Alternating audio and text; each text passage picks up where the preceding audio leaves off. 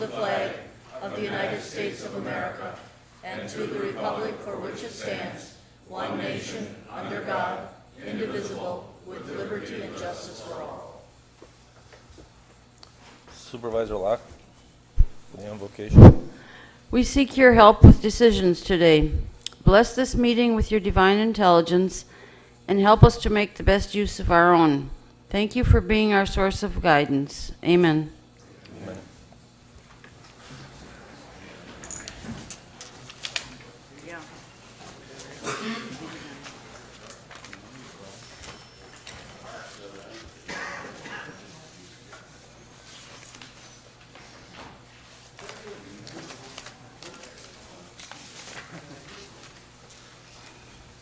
Is there anybody from the public that would like to comment on anything on the agenda?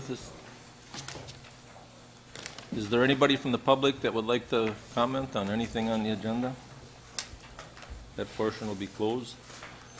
We'll go back to our budget process. Supervisor Norton, we left off with you. Rob, my quick question is, even though we approved the money for the land, for the dog park, could we not use the money for what another committee member thought about, just expanding the existing dog park if it's too small?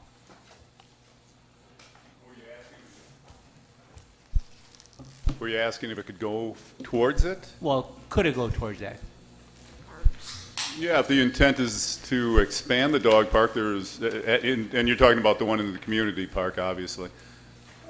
There is potential that property to the south of it, although it's Parkview property, formerly labeled that way, could be expanded to the south still.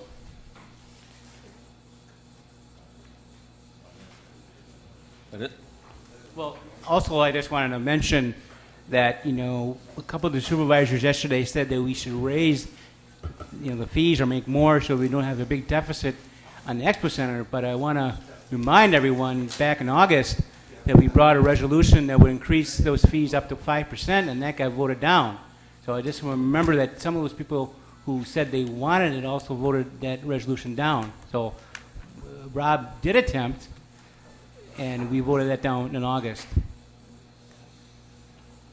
Supervisor Finch. Me? I don't know, your light was on. Supervisor Knitsky. Supervisor Thompson. I don't recall pushing that button. Well, some of them were left from last night when we left. Oh, I'm sorry. Okay. We'll go on to the Probably planning? no, there's another one, the boat launch fees Oh, or sure. something. There's another category under Rob Way's supervision, the boat launch fees.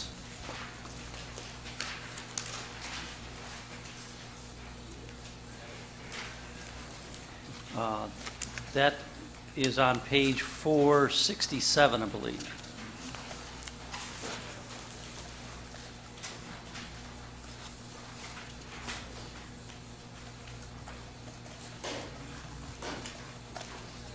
Rob is in the back to take any questions.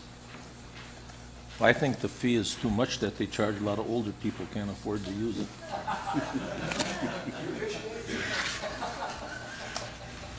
Okay, we'll go on to planning department. We did the register of deeds yesterday. And that's on 485.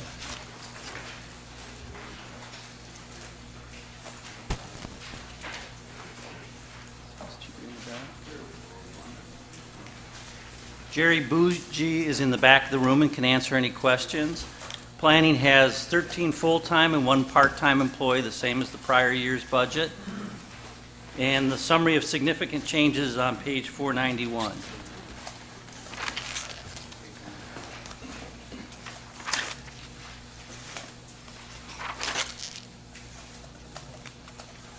I have a question for him.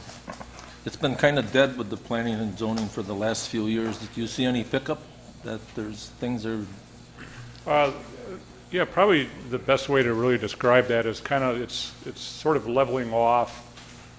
Are we seeing any significant increases? No.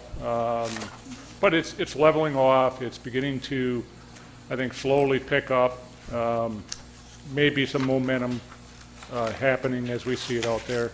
And again, our main areas are the, unincorporated areas. So what's happening in the city, I'm not quite as sure. But as far as our permits and things, we've leveled off and are beginning to starting to see a little increase. And then, okay, Supervisor Eisen. Thank you, Mr. Chairman. Mr. Bougie, should the town of Menasha incorporate, what would be the impact on the county's planning department?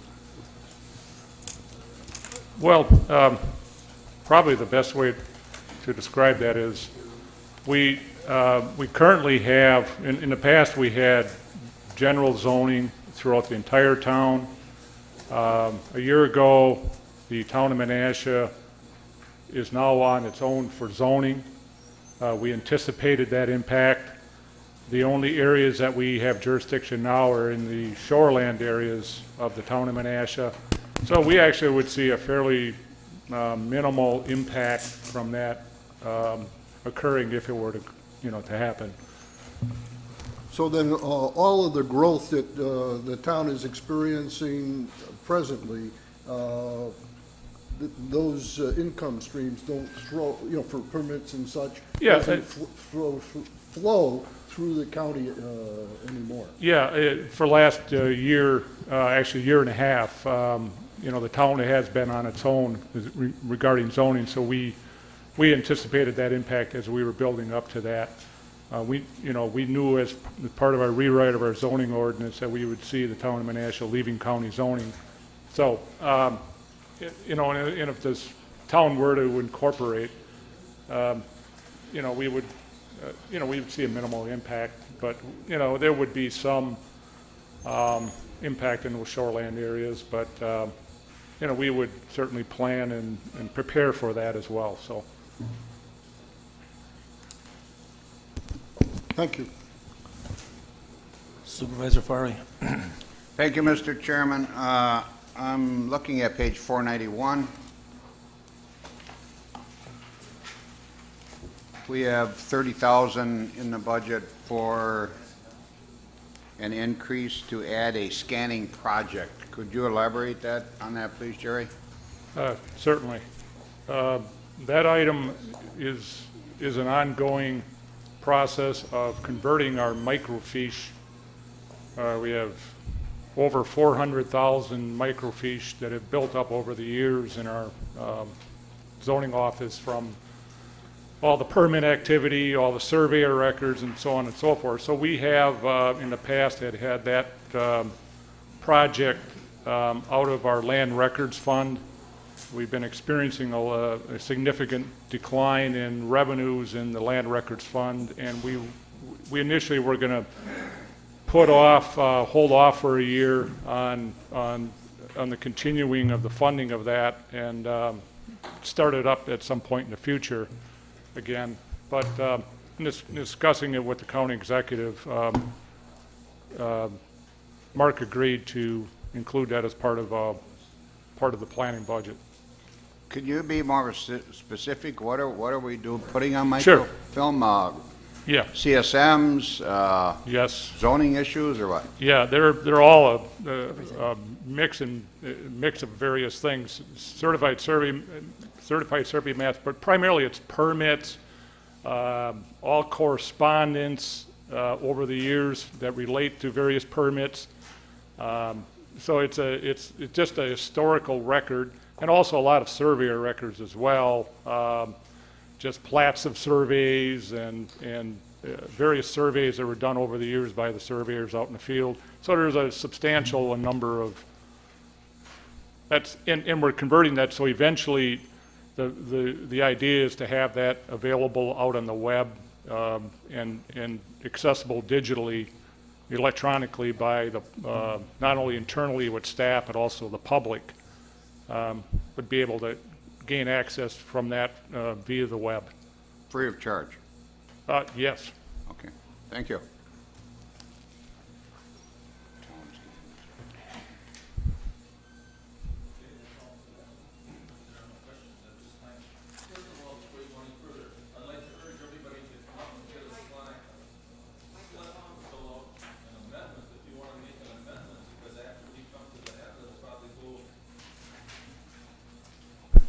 I'd like to urge everybody to come up and get a slip and make out some type of amendment. You either want to add or delete or do something.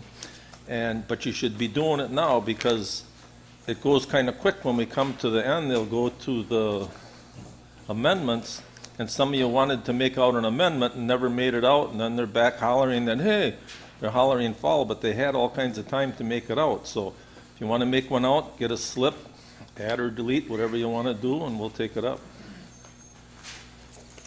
Property lister, $4.99.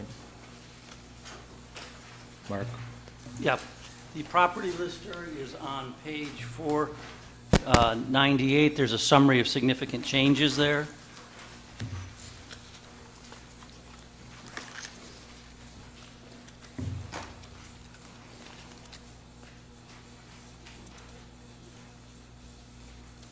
And the tax lister is also under Jerry Bougie's supervision. And land records modernization. Yeah. The summary of significant changes in land record modernization is on page 504.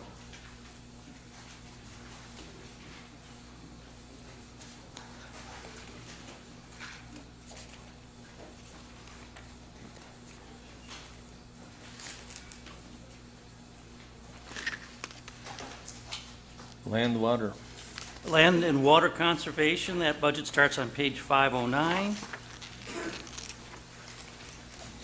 They have 7 full-time employees and no part-time employees, the same as 2014.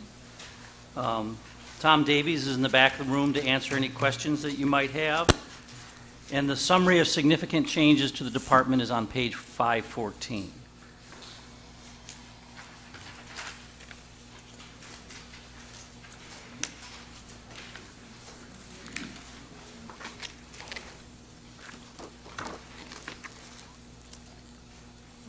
Page 521, scholarship program.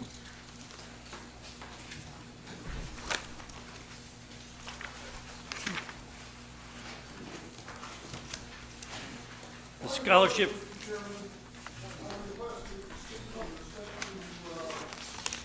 Okay, speak on it. Land and conservation, it was up there. Go ahead. Mr. Davies, could you share with the members of the board, particularly the newer members, how the tax dollars from Winnebago County is leveraged in the work that Land and Water Department does? Because we're not picking up the whole freight, and it's important that members of the board, particularly the newer members, are aware of where your funding's coming from. You want me to talk about like the swarm grant, Paul, that funds staff and cost sharing for farmers, stuff like that? Absolutely. Okay. Where the dollars, the revenue from your department's coming from? Okay, we have several state grants that we apply for, and it's called a Soil and Water Resource Management Grant. And within that grant application, we get funding to help offset the cost of the projects that we install for landowners, either shoreline protection or on farms. We do waterways, diversions, clean water diversions, barnyard renovations, anything that we can show a pollutant load reduction that's eligible for the use of those state funds. And then what that does is that helps reduce the cost to the farmer, usually a 70% cost sharing on a project. And then also we're very fortunate that this board many years ago had the foresight to have a county program. And each year in our budget there are county dollars that we also use as part of the Winnebago County Water Quality Improvement Program. And for those of you that were here when I did the special orders meeting, we talked about that in detail. But currently, we're probably somewhere around for every $1 of county money that we use, we install about $3.50 worth of practices on the land. So we're able to leverage other funds when we write grants to show that we will actually have a monetary part instead of just what they call payment in kind, which is just staff. So it's important that you realize the importance of that water quality improvement program. And as our state funding starts to dwindle, which it's doing, those dollars from the county become more and more important. So we sure appreciate having that in our budget. Thank you, Mr. Davies.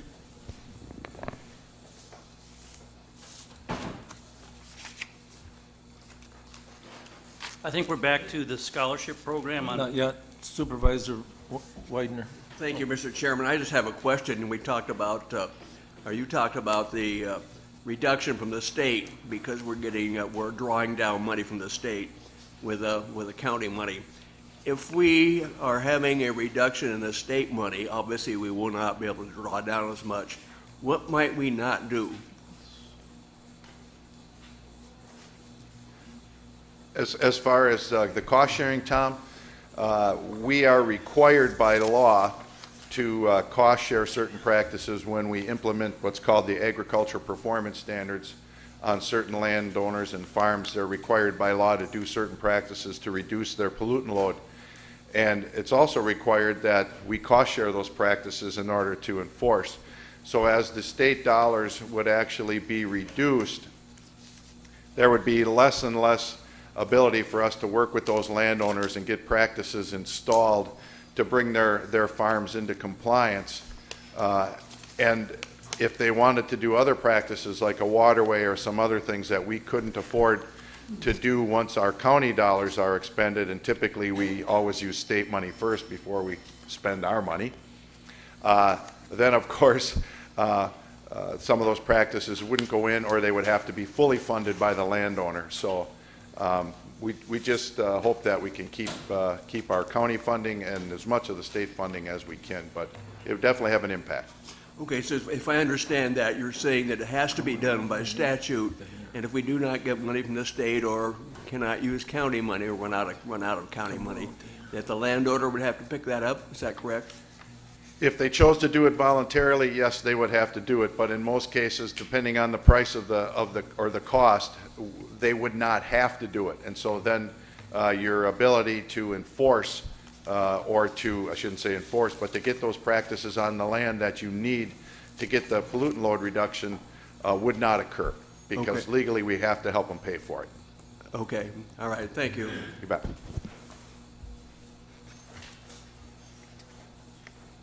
536, miscellaneous and unclassified. Chuck, can you? Go back to scholarship for a second, are they done? Oh, okay. No, we never got to it. There's a, 533 is a scholarship program. Page 533.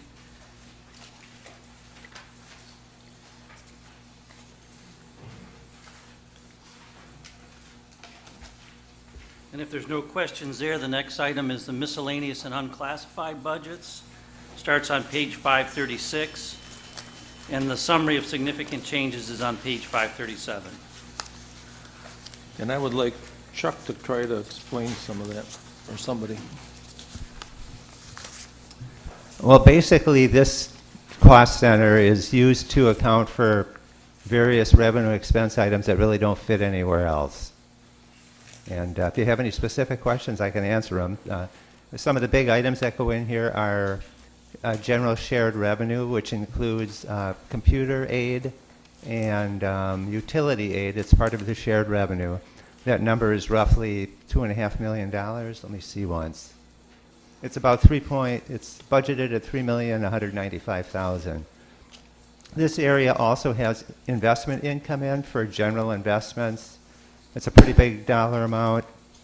It's budgeted at $500,000. And some of the expenses that we have in here, when we pay out retirees their sick leave, their accumulated sick leave payout, that gets charged here rather than charging that back to the individual departments. There's wages for that, there's fringes for that. And we also pay out of the first $750, $1,500 out of pocket for retirees that stay on the county health insurance, and that's also part of the payout wages or payout benefits rather.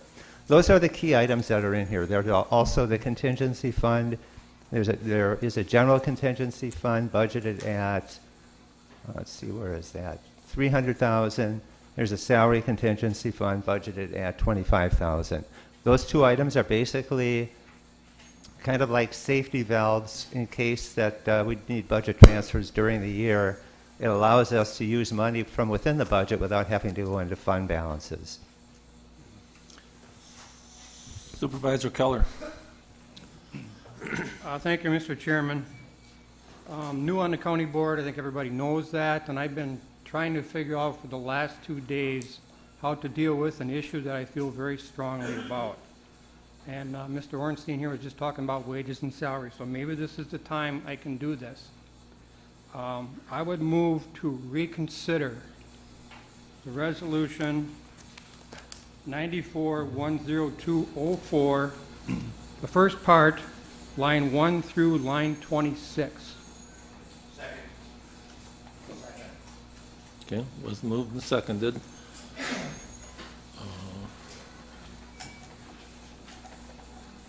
To reconsider that, does everybody still have it on their desk? Yes?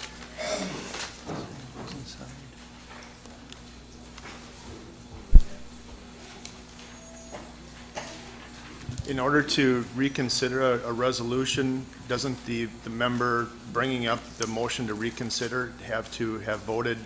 On the prevailing side. Mr. Bodnar, you need your...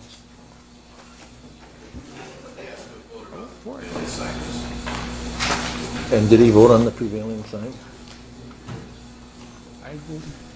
No, Jack said.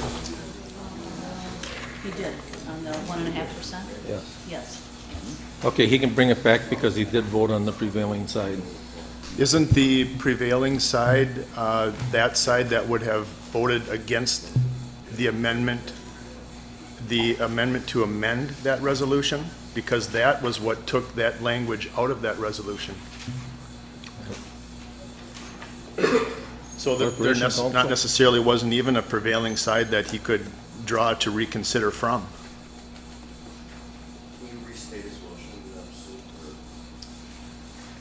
Mr. Keller, would you restate your motion? The motion is to reconsider the resolution 94-102-014, lines 1 through line 26, which I did vote for.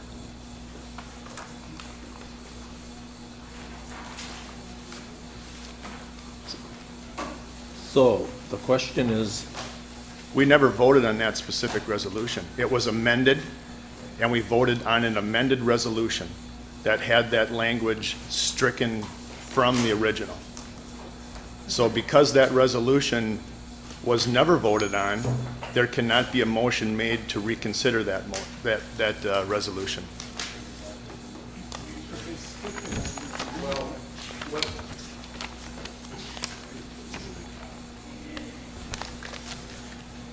What I believe happened is that there was a motion made and seconded to bring the original resolution on the floor. And then there was another motion made by Mr. Rasmussen and seconded to amend the original resolution to take out the lines that Mr. Keller is speaking about. And that motion carried. I don't know if he was on the winning side for that.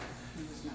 And he was not. So if he wants to reconsider the vote on that, then he'd have to be on the winning side. Sue was saying to me that he was not on the winning side. Okay, then he can't make a motion to reconsider it. Yeah, I mean, that... He can reconsider the amended motion. He could, correct. He could reconsider the whole resolution, but he can't reconsider the amendment. because he wasn't on the prevailing side. But we never voted on the original resolution. So there is not. That's not what I just said, Mr. Hague, and you're going to confuse people. He can. I think you are confusing people, sir. All right. Well, let me restate it so people don't get confused. He can make a motion to reconsider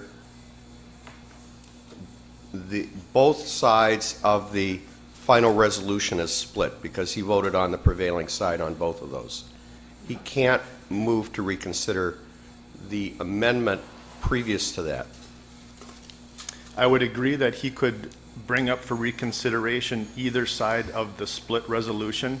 Unfortunately, there was not the language in there that he wants to add and reconsider right now. I agree with you. Okay, so then whatever he wants to bring back up and reconsider, he was not on the prevailing side, so he can't bring it up for reconsideration.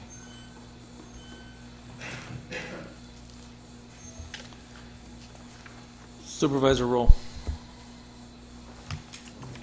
Oh, I didn't remember that I punched in. I'm still reading because I haven't found it in print yet.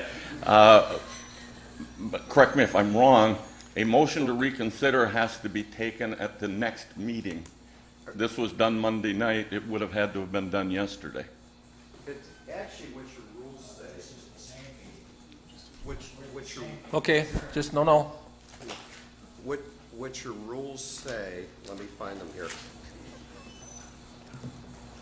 Either way. A motion to reconsider may be made by any member on the prevailing side if he was present and voted, and may move for reconsider the vote, but such motion shall be made and acted upon at the same or next succeeding adjourned business meeting and shall not thereafter be made except by unanimous vote. That's your rules, which takes precedence over Robert's Rules of Order. Okay, I don't think so. Either way, I think it's. so I'm lost, so where are we at there, Mike? He can't. Well, bring I that- don't, I've told Mr. Keller this, I don't think he can move to reconsider the amendment which took the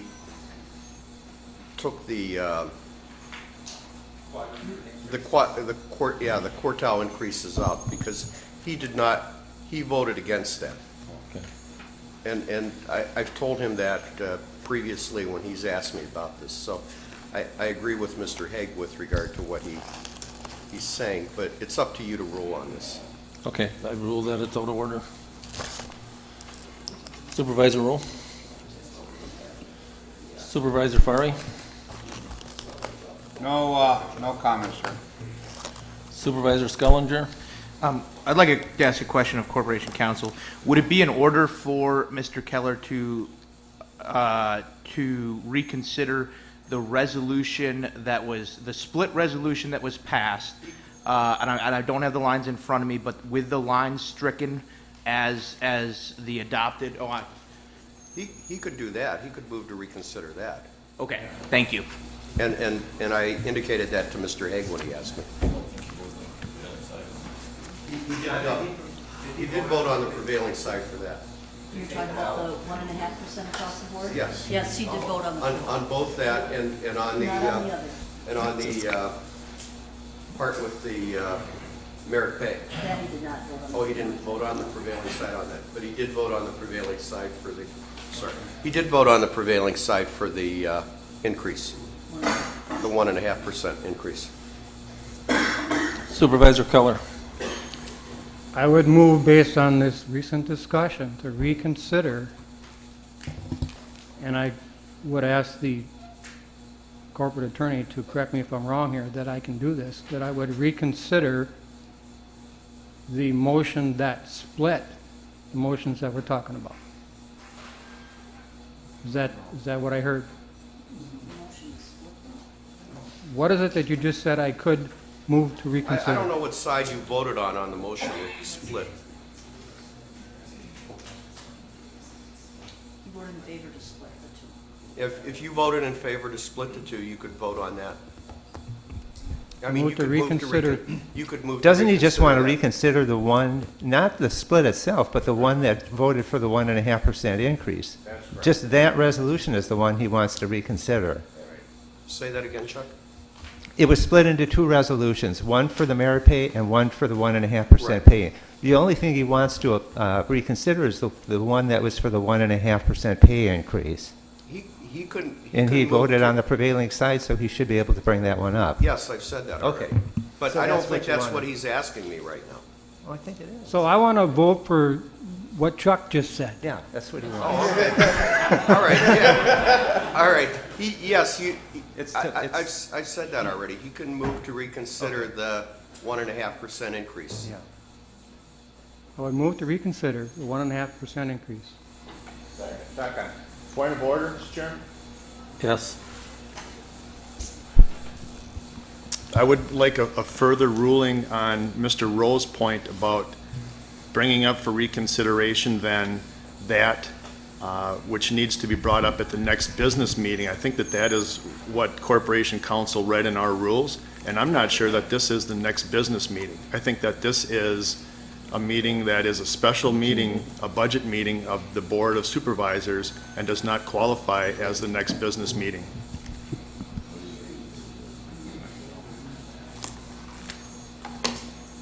Well,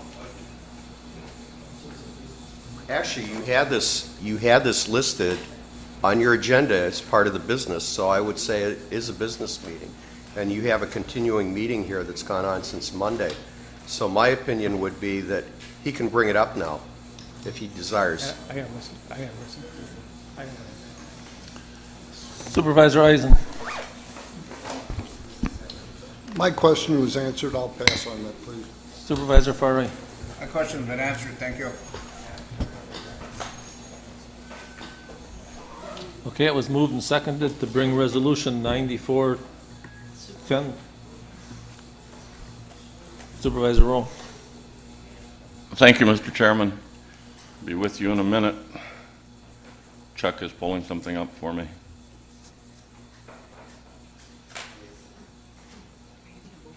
'29th.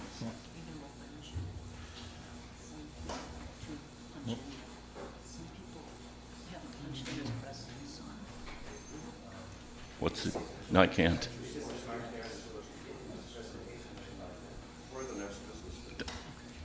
The point I'd like to make, and it's just verified, today's agenda shows nothing about that resolution. So I agree with you, Monday nights had both of them, both the resolution and the budget, but today's agenda has nothing about that resolution. Point of order, Mr. Chairman. Just hold your, we'll get to you. This meeting is a continuous meeting. We are at the same meeting that we began See, out of order. Monday night. You have to wait, Mr. Eisen, you have to wait and punch in. You have to wait your turn and punch in. Point of order. That precedes any additional discussion until it's resolved. Supervisor Farley. Thank you, Mr. Chairman. First of all, for ruling to allow this to proceed. Are we under discussion of that motion that's on the table? Yes. This is our opportunity, and I hope all of us have reviewed the initial resolution with the pay raises and the amended one. And we've had a few days now to absorb the consequences of what we voted for. And perhaps you have the opportunity now to amend what you thought and the way you voted. I'm of the opinion that the proper thing to do now is to take another vote on the amended raise and to turn that down and to say we want to go back to the original resolution and pass that at least for 2015. After the study is done, then we can address different wages and benefits for the employees of this county. But I suggest the proper thing to do now is to turn down this amendment, and I thank the supervisor for bringing it back, and then reintroduce the original resolution and approve that. Hopefully you'll consider doing that. We have done a grave injustice to our employees in this county. and we have an opportunity to correct it, and I urge you to do so. Thank you. Supervisor Haig? Thank you, Mr. Chairman. In regards to Mr. Eisen's point of order, I think what he's going to say is this is the same meeting. It's just a continuation of the meeting that was started Monday night. In order to reconsider something that was voted on in the affirmative, it has to be at the next meeting. Mr. Chairman, I now stand to a point of order. This has been decided by corporation That was my counsel point, was and this the is chairman of the the same county board. meeting. Somebody else has the floor, right? Just, Discussion is on the floor. Let's proceed. This is the same meeting, Mr. Chairman. This is not the next business meeting. It started Monday night. It was adjourned. It is in the same meeting. Mr. Bodnar, I need your advice. What's your question? My question is this the same meeting, or is this can we continue this resolution? In my opinion, it's the same meeting. Okay. It's just a different session of the same meeting. You adjourned it, that's what your motions have been, to adjourn this to this meeting. You suspended it and you adjourned it till the next day. So it's the same meeting. No. It says at the same or next succeeding adjourned, and you have in parentheses business meeting. You had a business meeting on Monday night. You considered this on Monday night. And this can be reconsidered at the same meeting. Supervisor Eisen? I think my Just wait, I'll point has get been back to you. resolved. Supervisor Thompson? Thank you, Mr. Chairman.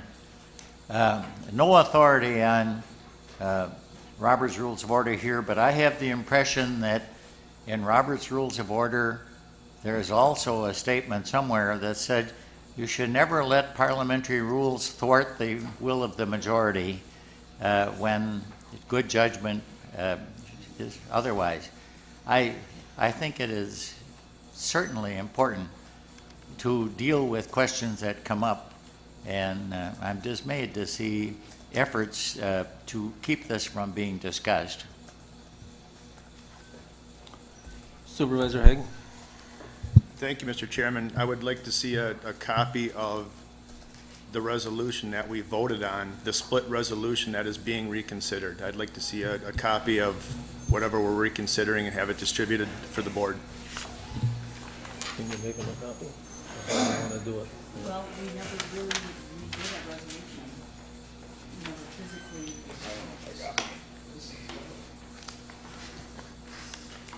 I mean, I can go down and separate them. I mean, we never physically. Does somebody have a copy of it that we can take it next door and get copies made? My understanding, Mr. Haig, you have a copy. It's just with the two questions split out. I mean, that's easy enough to cross one out if you're confused. And I'd like to see which it is. well, Mr. Keller's motion, and Mr. Keller can correct me if I'm wrong, is that his motion is to reconsider the part of the resolution that gave the 1.5% across the board raises to everybody. Is that correct, Mr. Keller? All right. So I can just cross this out, and then that in essence will be that resolution. Yes, or Mr. Hay can cross it out. He's got a copy. You should have a copy. There, I got it. You're right there. Chuck, we can. I can do it right here.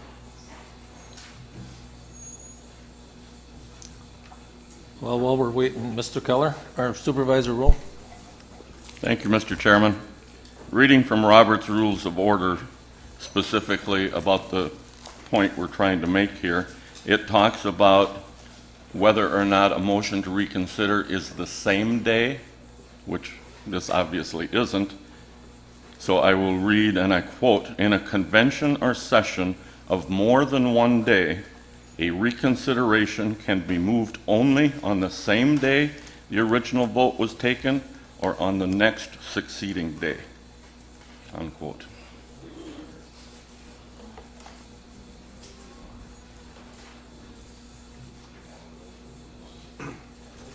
The problem is that Robert's Rules of Order is just your fallback, and you have a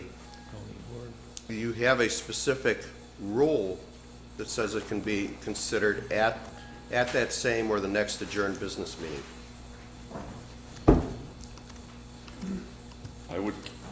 I would contend that the next adjourned business meeting was yesterday. It says at the same or next adjourned business meeting.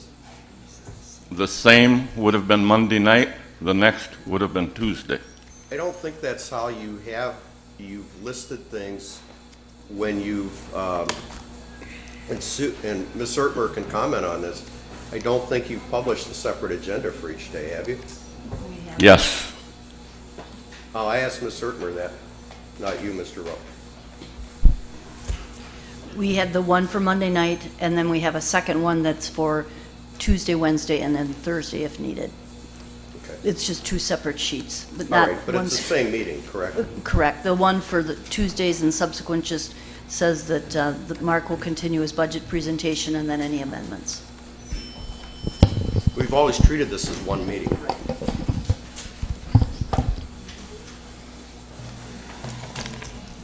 Supervisor Keller. I'd like to rise through a question for information, and the information I'm requesting, are there any rules that this board follows that has either a rule as to how many times a member can speak on one issue, or if that is in the judgment of the chairman? You can speak twice on an issue. Okay, then I think we have some supervisors that have spoken more than twice.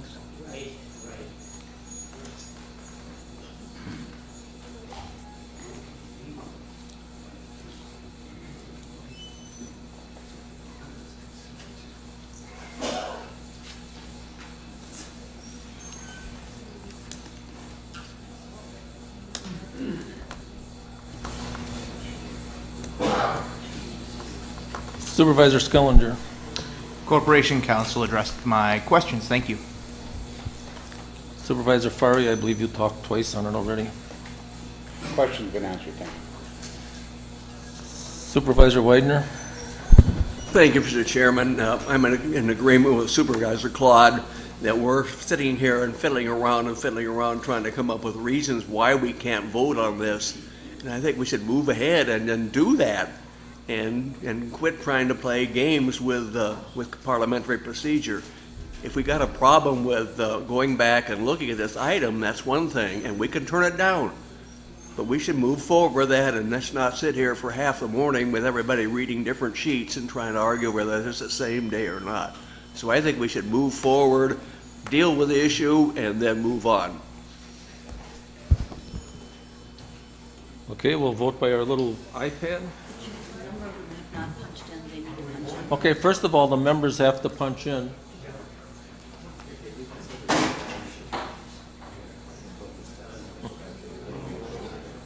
Pardon?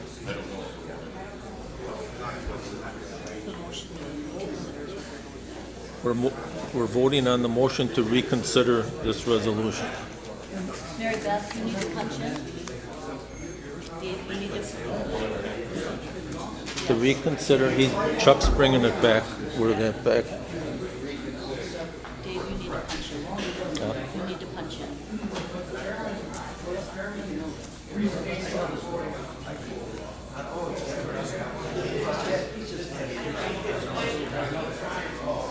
No, she's got to punch in.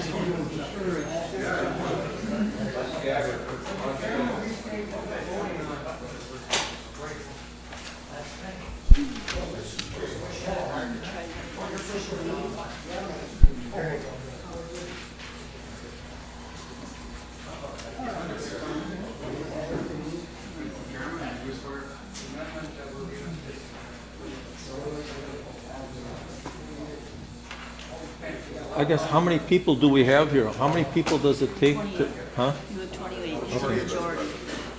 Okay. So you need 15. Correct. You need what? No, you need majority present or majority present, then you're going to need 50. To reconsider, you need a majority? I thought it was. Majority of those present.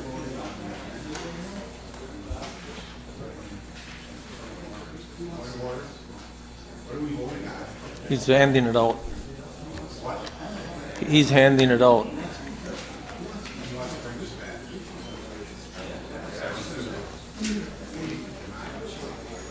we first vote on the motion to reconsider and then vote on the motion or vote on the resolution itself? Are there two votes here?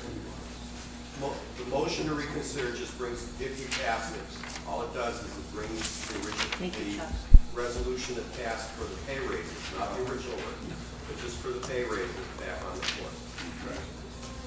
Is that debatable? So now it's like nothing. Is a motion to reconsider debatable? That's what they were doing. Yeah, that's what they were doing. Okay, now that we're all punched in, we're going to vote on the motion to reconsider. Hold on one second.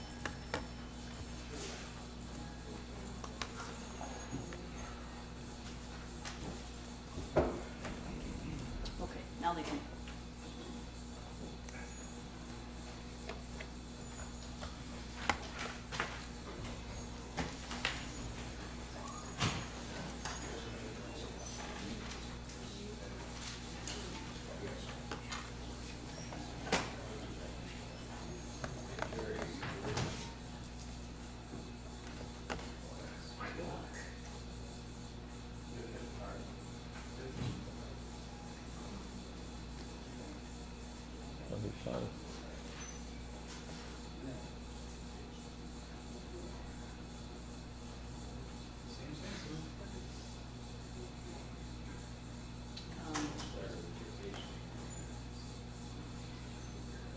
Did you hit how you wanted to vote and then confirm? Shoot. Okay, yeah, voting off, I'll try it again. I think I can reset just yours. I'd have to reset everybody. All right. Yeah, it would cancel everybody's. There we go. Okay.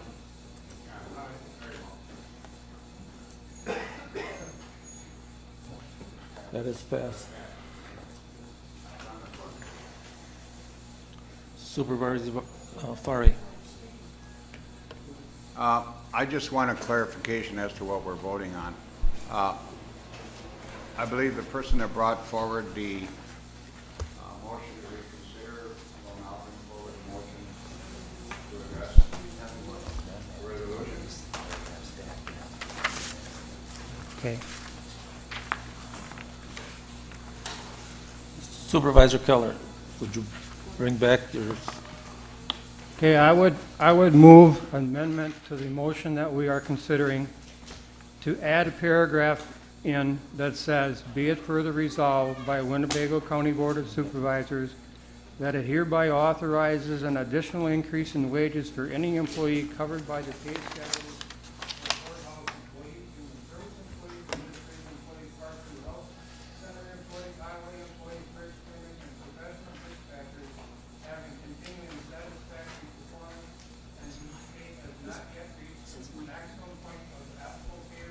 You got to start over.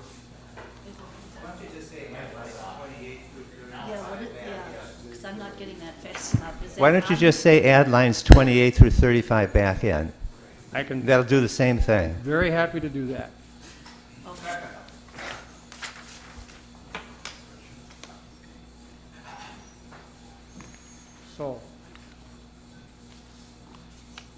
So it's been moved and seconded to add lines 24 to 20, 28 to 35. 28 to 35 28 to back. 35. Everybody have that?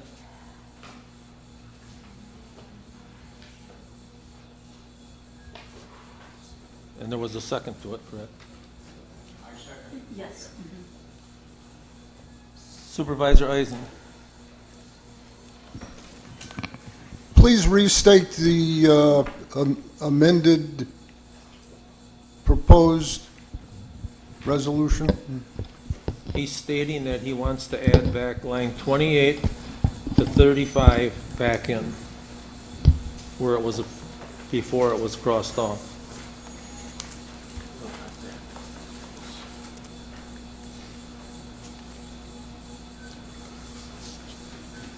Supervisor Olson.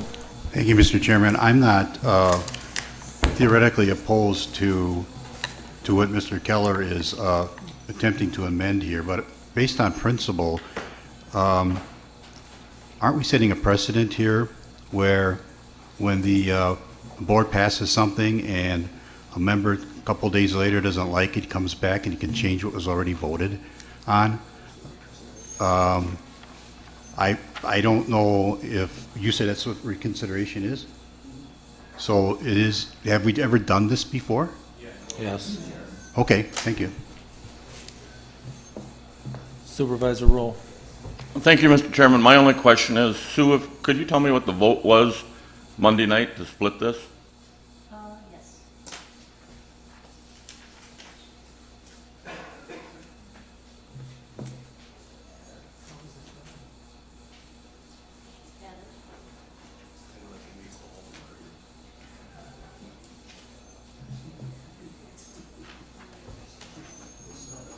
The vote to split was 23 to 11. 23 to 11, so 2/3 voted to split it. Thank you. Yes. Supervisor Gabbard. Okay, clarity, that's what I'm after here. If we add these lines 28 through 35, is it forever, or is it for 2015, or what? Which direction are we going, Mr. Keller? Mr. Collier.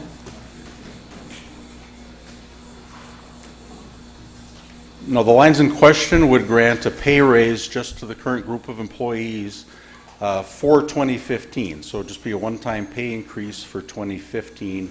Any increases beyond that would be up to further action by the board, but certainly we would anticipate that there would be other developments in our compensation plan by then, and we'd have some other proposal to bring forward next year. So clarity-wise, we asked for this from your department before. We asked for some merit pay and all that, and it didn't happen. So we've been around the block twice on this now. So this is going to be for 2015, and supposedly in 2015, Mr. Collier, you're going to come up with a better plan for us? Yes, the other part of the resolution that was passed and which has not been reconsidered already requests or requires administration to bring a merit pay plan forward to the board. You know, it's up to the board to pass it, but we fully anticipate that we'll be able to do that next year before the budget is introduced, and that will be the way of proceeding after 2015. Thank you.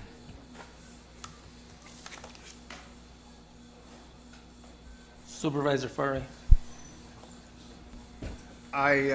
Thank you, Mr. Chairman. I don't think I need to reiterate what I just said previously, even though there's been a little bit of a lengthy discussion beyond that, other than to say this is the right thing to do and the fair thing to do. So I urge you to support this. If you want to make these changes, we'll do it next year, a year from now, when this merit issue is discussed. But for this upcoming year, let's approve this. Thank you. Supervisor Widener. Thank you, Mr. Chairman. Supervisor Farr has really said the thing, but I think it's really important. We've talked several times about what a great staff we have here at Winnebago County, and we have definitely done an injustice giving them a 1.5% increase. You look across the board, you're seeing 2s, 2.5s, 3s, and we turn around and take what we say is a great staff and they give them 1.5%. So I'm with Supervisor Farr, and I hope everybody else to pass this as amended. Thank you.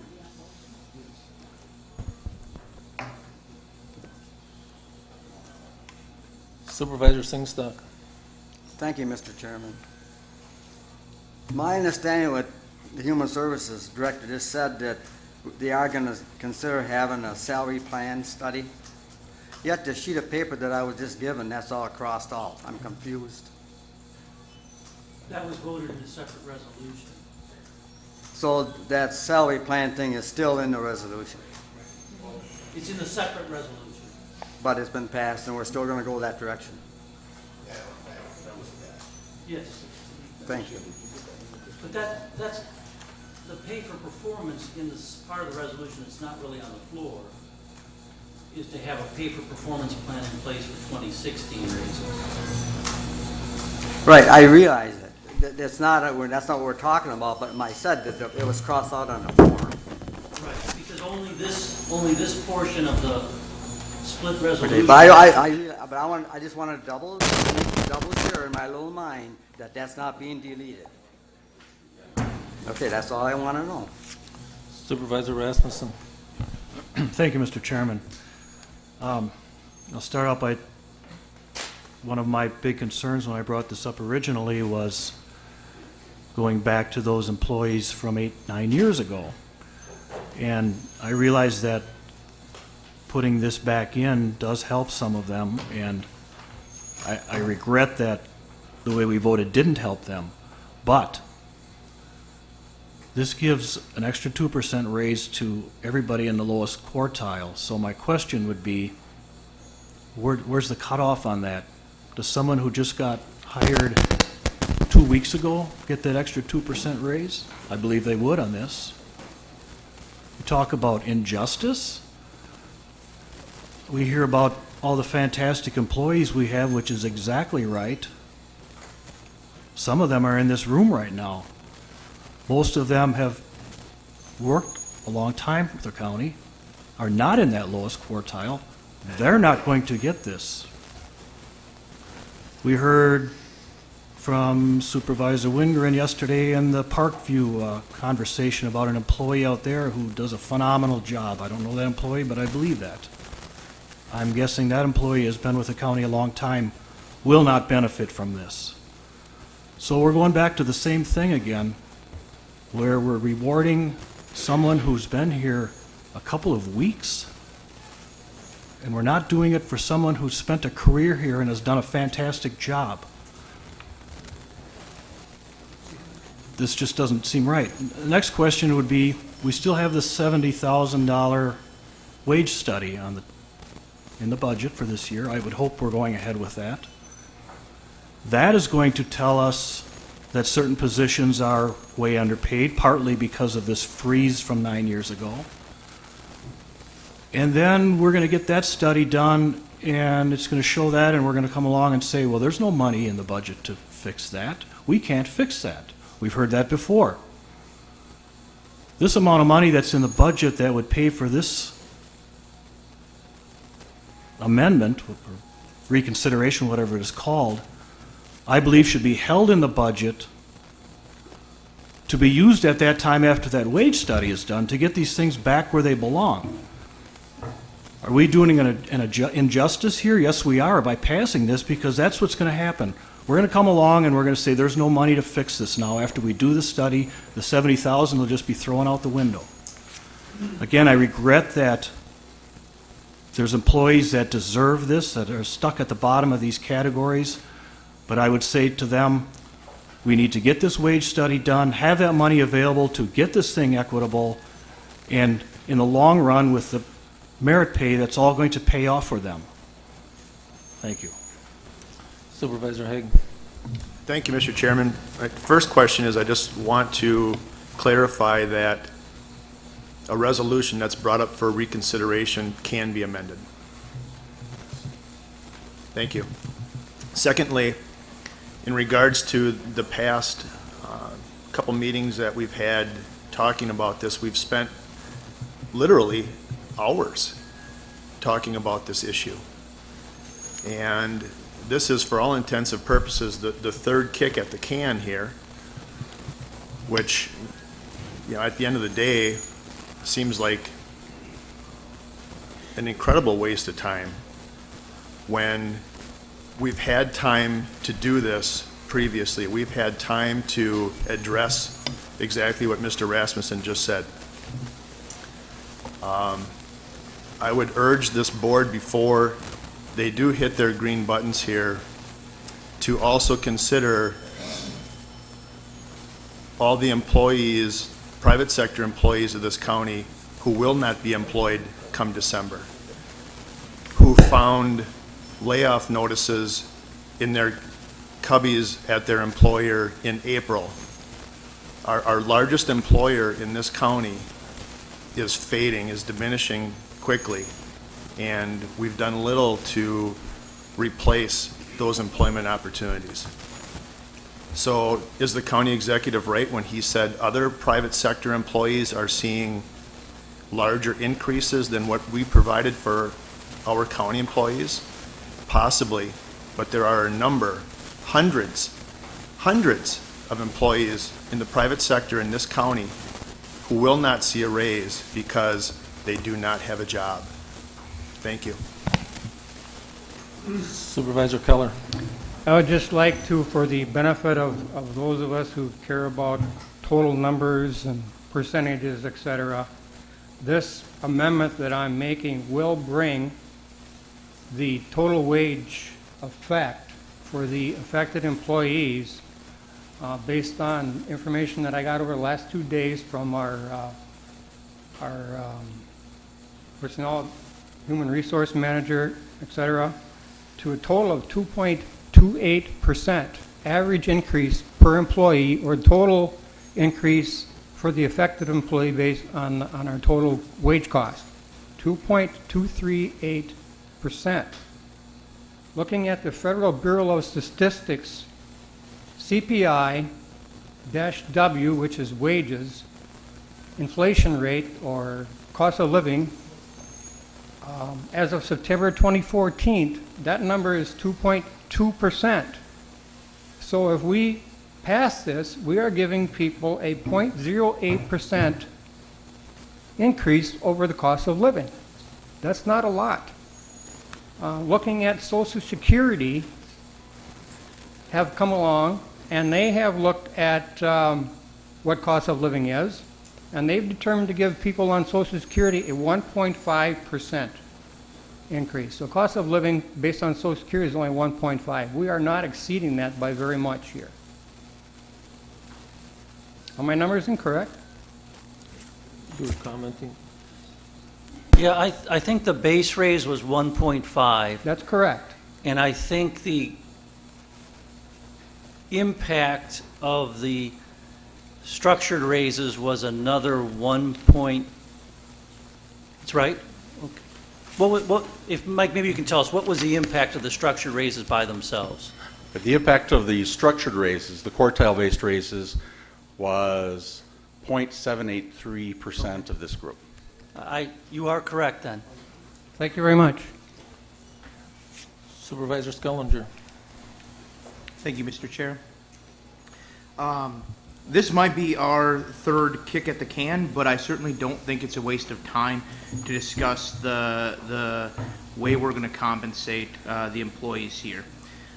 If the amendment with the quartile system isn't perfect, I would at least encourage you to come back with an amendment that after the vote that brings a more fair wage increase, as Supervisor Keller alluded to maximize this county as an attractive source of employment. Thank you. Thank you. Okay, we'll vote by our iPad. Pardon? Oh, I'm sorry, I didn't see it. Thank you, Mr. Chairman.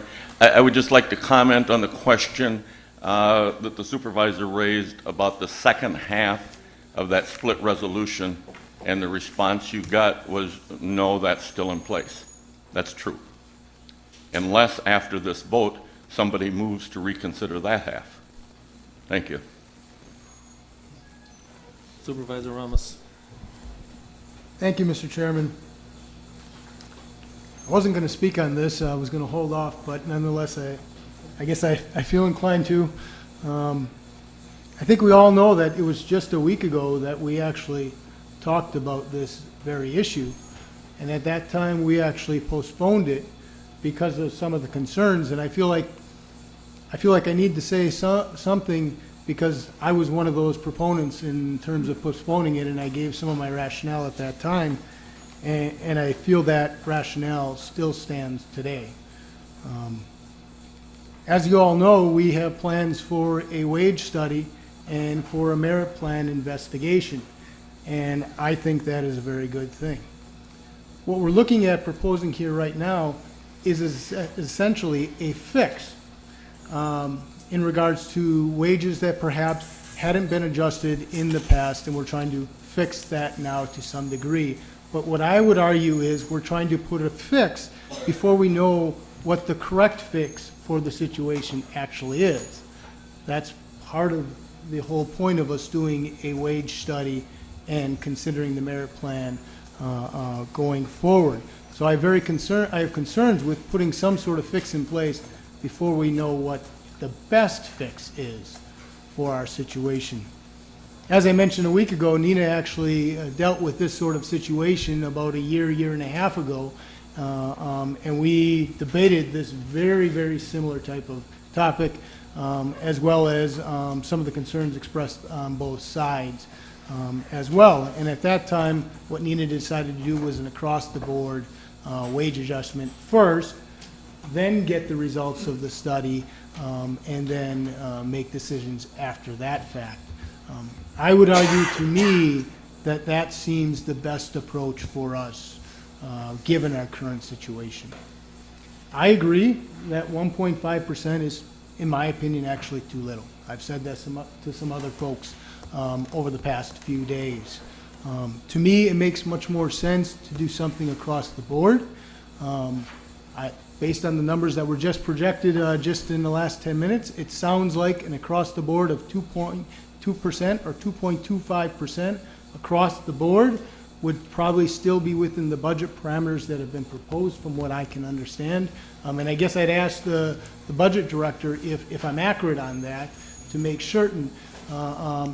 And since that seems to be the case, I feel that's the actually most fair thing to do. Because if you are going to change the amounts for each quartile, it's already been mentioned earlier, in some ways you may be actually being a little unfair to those who have been here for quite a while.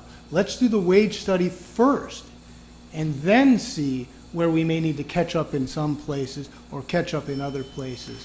Let's do that after we have all the facts. Let's do that after we have the consultant's recommendations of how we should go forward.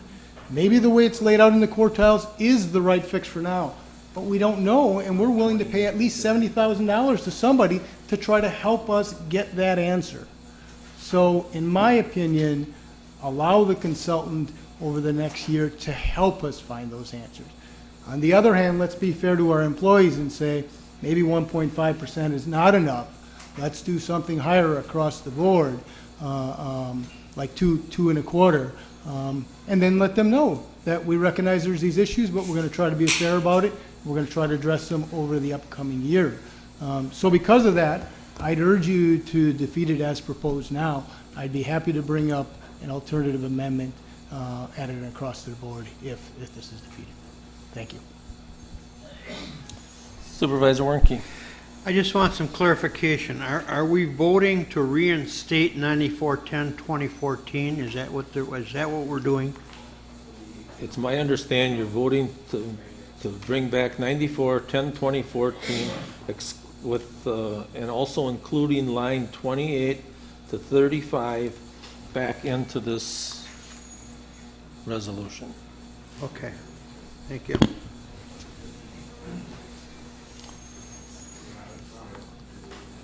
We'll vote on our iPads. We'll vote aye if you want to add line 28 to 35 back into this resolution.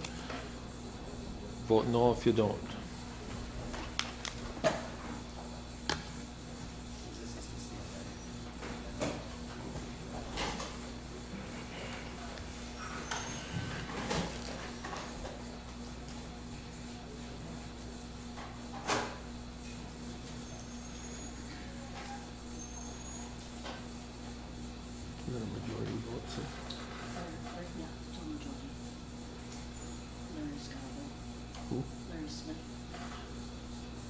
Larry, you got to vote.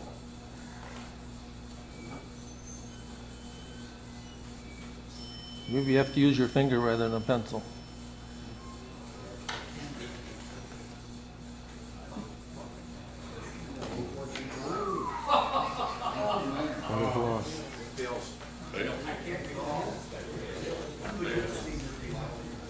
Pardon? When have you ever seen that? You have to vote on the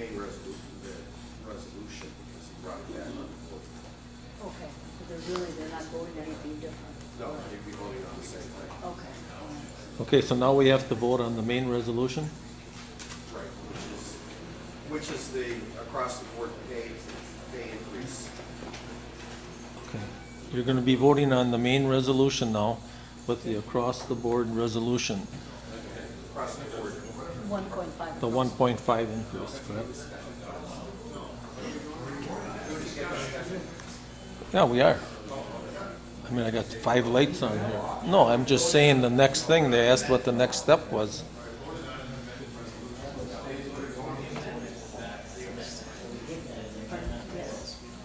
Supervisor Skellinger.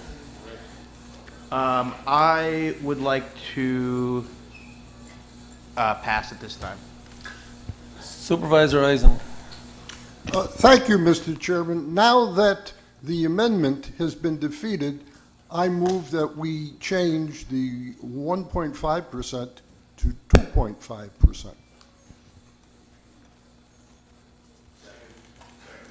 It's been moved and seconded Across the board. to change the 1.5% to 2.5%. Supervisor Ramos on his. Thank you, Mr. Chairman. I appreciate what Supervisor Eisen is trying to do, and it's in line with what I just spoke earlier. My concern about doing it at 2.5 is that it's, and please correct me if I'm wrong, Budget Director, that is above what we currently have in the budget. That's correct. There's only enough for a 2.28% across the board increase that's in the budget right now. So because of that, I will amend the amendment or substitute the amendment to 2.25%. Is that right, Just a minute. Paul, did you want to adjust yours back to that? Well, yeah, and I would like to transfer the balance that's needed from the self-funded health insurance. That's a separate issue, I'm told. Supervisor Ramos? So if I can, either amend it or a substitute amendment for line 27 to be 2.25%. I will second that. So before we do that, John, before we do that, do we have to vote on all, or is this, or can he let that be his substitute? Paul, are you substituting 2.5%, I'm sorry, 2.25% for 2.5% or not? Okay, so he's accepting it. Okay, thank So you can wait. So the resolution, as stated, is that Mr. Eisen moved to amend the resolution to increase the board, across the board increase from 1.5% to 2.25%. Is that correct, Mr. Eisen? That's what I proposed. Okay. Okay, we'll vote by all right. Oh, just a minute.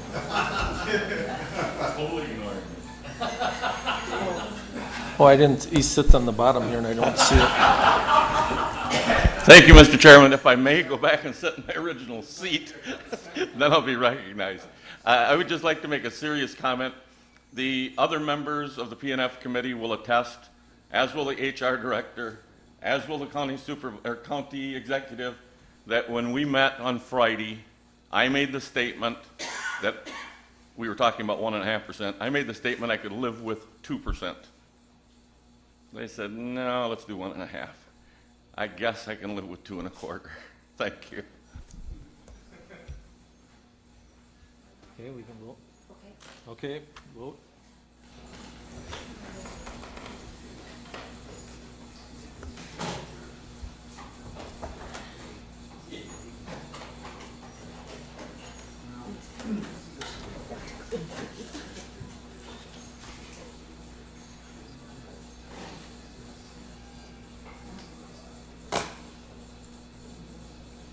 That is passed. We will take a 5-minute break. Nope. You have to vote on the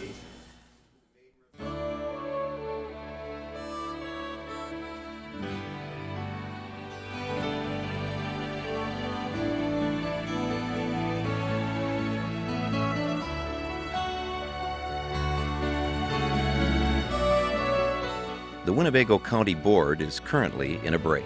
Please stay tuned for continued coverage. For broadcast times of local government meetings, check our website at oshkoshcommunitymedia.org. You're watching City Cable 10 your source for government programming in the Oshkosh area. Simulcast on 101.9 FM WOCT and streamed on the World Wide Web at OshkoshCommunityMedia.org.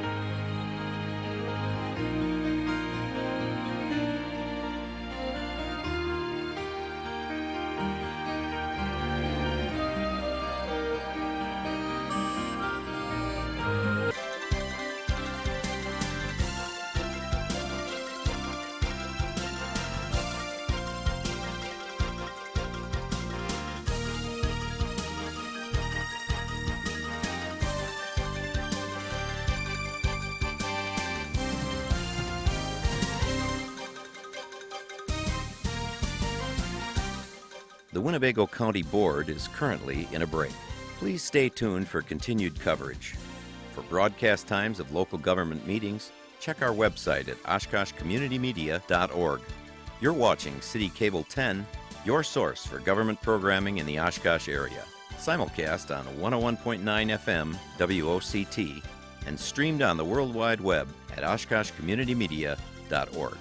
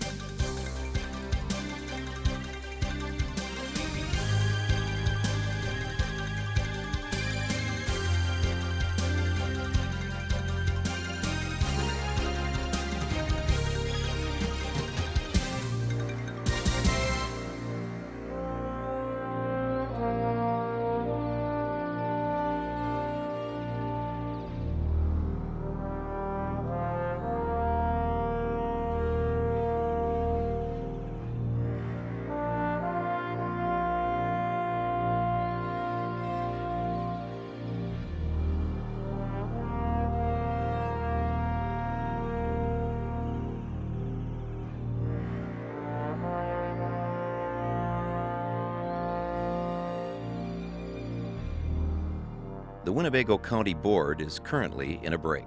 Please stay tuned for continued coverage. For broadcast times of local government meetings, check our website at OshkoshCommunityMedia.org. You're watching City Cable 10, your source for government programming in the Oshkosh area. Simulcast on 101.9 FM WOCT and streamed on the World Wide Web at OshkoshCommunityMedia.org.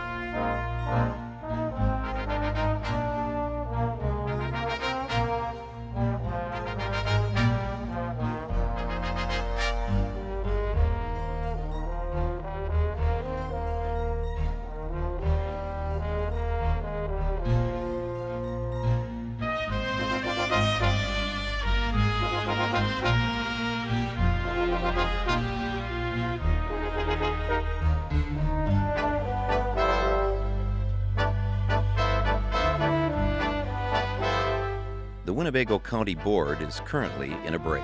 Please stay tuned for continued coverage. For broadcast times of local government meetings, check our website at OshkoshCommunityMedia.org. You're watching City Cable 10, your source for government programming in the Oshkosh area. Simulcast on 101.9 FM WOCT and streamed on the World Wide Web at OshkoshCommunityMedia.org.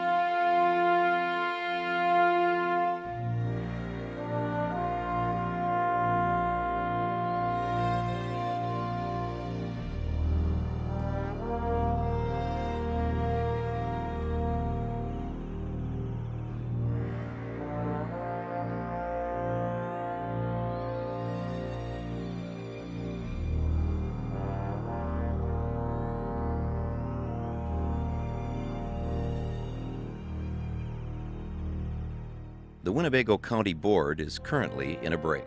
Please stay tuned for continued coverage. For broadcast times of local government meetings, check our website at oshkoshcommunitymedia.org. You're watching City Cable 10, your source for government programming in the Oshkosh area. Simulcast on 101.9 FM WOCT and streamed on the World Wide Web at oshkoshcommunitymedia.org.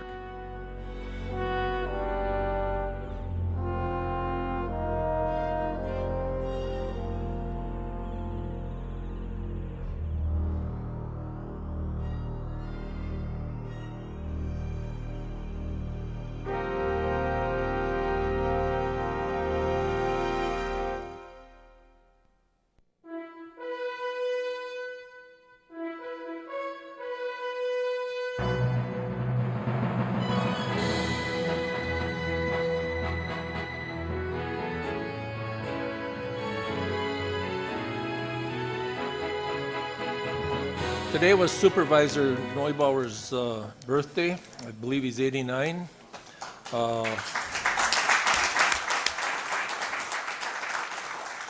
We'll still have a few minutes before we resume, so if somebody would like a piece of his cake, go back and get it in a couple minutes. The Winnebago County Board is currently in a break. Please stay tuned for continued coverage. For broadcast times of local government meetings, check our website at oshkoshcommunitymedia.org. You're watching City Cable 10, your source for government programming in the Oshkosh area.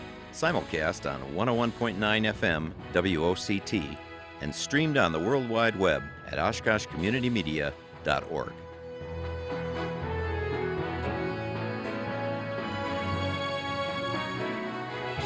You know how much money we're in debt and all that, those type of things that Chuck can explain.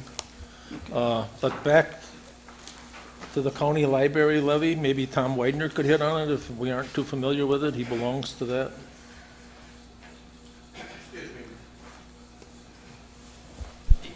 Thank you, Mr. Chairman. Basically, the county levy is basically set up so that the people that do not live in a municipality that has a library will pay for the use of that library.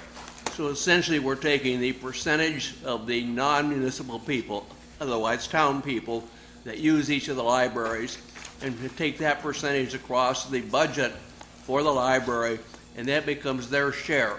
It's done by formula. We do the same formula year from year, so right now we're in at about $1,900,000, which is down from around $2 million a year ago. So that's primarily because of less use of the municipal libraries, which would be Neenah, Menasha, Omro, Winneconne, and Oshkosh. There is I'm trying to say that there's less people from outside those municipalities using the library. So that's why the item is down, and that will show up in the tax bills for the people in the towns. So how are they addressing the cut in their funding? So how are the drop of usage also, how are they adjusting to that or what? Well, basically, if the libraries in the cities or in the villages get less money, which they will get, they are faced with how to cut back on their costs. And generally speaking, it'll either be by number of hours which are used, or by reducing the amount of materials that they get, which would be the books and so forth. Supervisor Farley. Thank you, Mr. Chairman. If I might have the liberty to go back to page 543.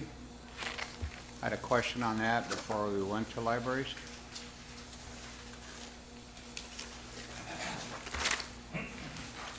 Go ahead. I need to, in good conscience, we have a increase in the Regional Planning Commission grant that we give to East Central. I realize it's modest, but I've become increasingly concerned about the expansion of East Central and their focus and how that pertains to this county. As I believe you're a director, Mr. Chairman, on East Central. Could Yes. you respond to my question?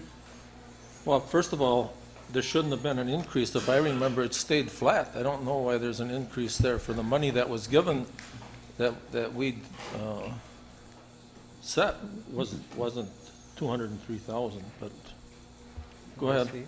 I'm not 100% certain, but when we did the 2014 budget, that number was an estimate at that time. It might have been a little bit higher when it was finalized, though. It might have been, the actual might have been the 203 or something very close to it.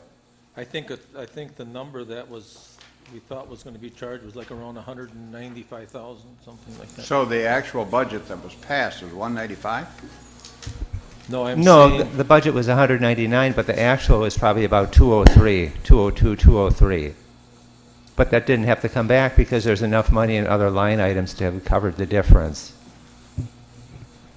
Okay, and how do you respond to my concern about the expansion of East Central, and what's the benefit to this county?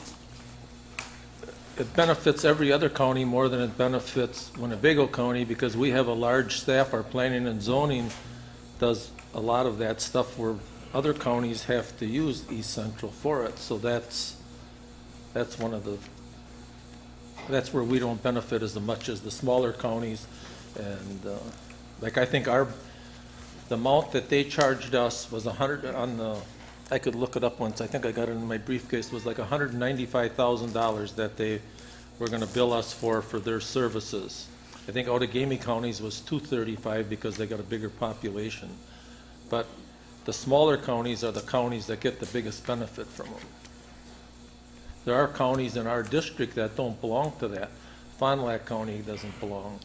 Green Lake County, I believe, I think there's 4 of them right across the board up there that don't belong. Marquette, yeah, Fond du Lac, Marquette, and Green Lake don't belong, but they all say that, well, we do all this for the roads. Well, Fond du Lac County had one of the biggest $46 million expansion of Mercury and got 40-some million from the state. They don't belong to East Central, but that's a question you have to answer if we get a value out of it or not. So what's being said is we contribute a substantial portion to their government and are not necessarily receiving the majority of the I'm saying because of our large staff in planning and zoning, we don't receive the services as much as other counties do because we have people in our staff that do some of that. Well, shouldn't that funding then be proportionate to the services we receive? Well, that's something I mean, shouldn't that be reviewed? Well, I just would like to remind the board that East Central Regional Planning helped us secure the Economic Development Assistance Grant for the development of the Aviation Industrial Park. That runs through the city's planning and zoning, but that grant was over $2 million. I used as an example, Mercury Marine got $46 million from the state of Wisconsin and they don't belong. And I think the same way, it would have happened, yes, they're doing that. And I'm happy that they're doing it, but I think it still would have happened whether East Central was there or not. But they actually prepared the application for the Economic Development Assistant Grant that's helping to put the roads, water, and sewer into that Aviation Industrial Park. And they also were the ones that did the grant application for the Department of Defense grant that's going into that project as well, and paying for the study for how to get the maximum return off the 3 airports in the area. So, quite honestly, I think the other members of East Central Regional Planning probably look at us jealously with as much of the money that's flowing into this area. Well, I accept they provided the grant, they had the staff to do the application process, et cetera, but isn't there core mission planning? Isn't that why that agency was developed and approved by the state legislature? Grant writing is now part of planning? Or is that beyond it? That's part of their function, but they certainly do all the transportation, long-range planning as well. Well, that's statutory. That's in there irregardless. I'm just concerned that we're spending all this money by grant for them, and I appreciate East Central. They've done a good job over the years, but I'm a little concerned about the expansion of East Central and our responsibility to continue to fund that expansion. I suggest that should be addressed by the board of directors at some point in time. And might I add, we have 203 in the budget, which I believe Chuck said was an estimate. What was the actual number? Well, I don't have it in front of me, but we'll have to use that. But it was like 195,000. Okay, I'm willing to amend that, but I don't know if it's worth the effort for 8 It isn't grand, worth the so- effort because the executive Yeah. has the right to pay it anyways if he wanted to pay the extra 5,000. All right, we'll just leave that. But one of the last things that we got out of East Central was towards the parks, did some planning for them. Yes, the while plan back. So for that, I parks, think it was yes. $30,000 worth. Yeah. Well, just so we're recognized that we provide a lot of their funding, and we need to receive They're aware of something it. for that. Thank you. Supervisor Skellinger. Thank you, Mr. Chair. I wanted to just talk about the library real quick. The library use is based on circulation, like books and other material that's actually checked out. It's not based on what we would kind of think of as use, like going in and using the computers or going in for programming. I know Supervisor Barker has a program tonight where she'll read Halloween stories to children. So those people who come in and enjoy the enjoy the programming that our libraries offer is not counted in terms of this this idea of the libraries being used. And I just wanted to kind of note for everybody that the library directors are doing a great job of adjusting to the needs of their community, and as those needs change from checking out a book that has paper and a cover and things like that to people who need to come in and use higher speeds of internet, or people who want to come in and learn something from one of the programs that they bring in, or someone who just wants to bring their kid to hear a wonderful Halloween story. The libraries are doing a lot more that isn't counted in this number, as Tom alluded to, which is calculated by the statutes. So just wanted to say that they're doing a lot more than just checking out books and issuing 10-cent fines. Thank you. Supervisor Eisen. Yes, thank you. I have two issues I'd like to address. First is on page 544, addressing the reduction in the library allocation. I'm privileged to be appointed to the Menasha Public Library Board by the county executive, and one of the reasons that, or the reason that the percentage or the amount of money for 2015 is reduced from 2014 is because the municipality, the city of Menasha, reduced the amount of money that was allocated to the library. Previously, there was a requirement from the state that there be a minimum amount that is that the municipality has to appropriate to the library, which would be the no less than the average of the last 3 years of allocation. That was done away with Act 10 and changes then. So today, when the city of Menasha reduces its appropriation for the library, that also has a domino effect, and it reduces the amount of money that the county is responsible to pay. So when you see that in the Menasha library, there's a reduction. When you see in the Neenah library, there's an increase. The increase would be because the city of Neenah is allocating more money than they did the second year before, when it catches up to the statistics, and that is the rationale for the payment. The second issue I would care to address is in respect to Supervisor Fari's concern about the increase in allocation to the Regional Planning Commission. It was my understanding that because of the population of Winnebago County, we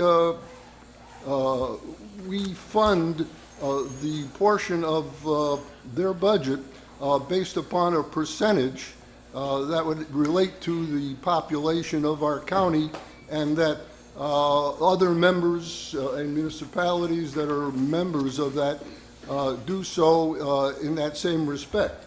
So that because the budget got a little bit bigger, our share of the pie got a little bit bigger. Not that we're being so generous on our own.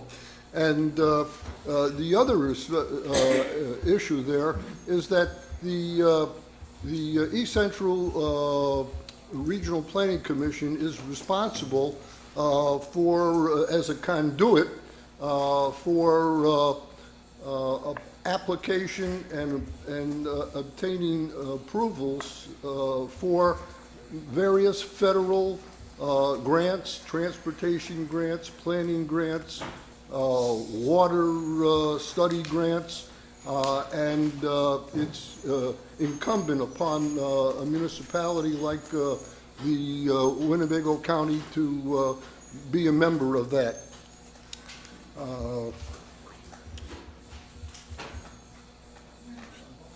So that there are definitely very positive benefits of our participation with the Regional Planning Commission. And unlike some years ago, there were some rumblings about having a wider application of planning for the water usages. I don't believe that that ever got off the ground, and a potential water control commission is separate from the East Central Planning Commission, so I wouldn't worry about that. Thank you, Mr. Chairman. Supervisor Norton. Thank you. Re-educate me, Mr. Chairman, or County Executive Harris.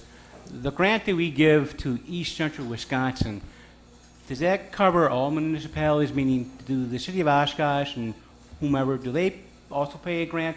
Or when we pay our grant, are they covered when, I do know they've helped with the city of Oshkosh with a couple different things, and I think they also help with the town of Algoma. So first, my question is, when we pay our grant, can all municipalities in this county use East Central Wisconsin for whatever needs they may or may have? Yeah, if the county pays the assessment, then the cities within that county are included automatically. If a county doesn't pay the assessment, then those cities have to apply separately. All the municipalities within the boundaries have to join separately.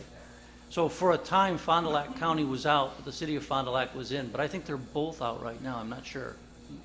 Well, the city of Fond du Lac, I don't know how to answer that exactly, but I think they get service. I think our city's also charged for things, but I can't answer that 100%. Yeah, but I think if the county pays dues, that the municipalities within the county don't have to. You know, and I guess, you know, I think it's very valuable. You know, obviously, I was a member of the Parks Committee, and I know when East Central was helped us with our outdoor park study. I also know that they helped us when I brought to attention about rural transportation needs, and they're still ongoing. And they're currently helping with the county. I think the whole area and the city of Oshkosh with a bike and pedestrian plan.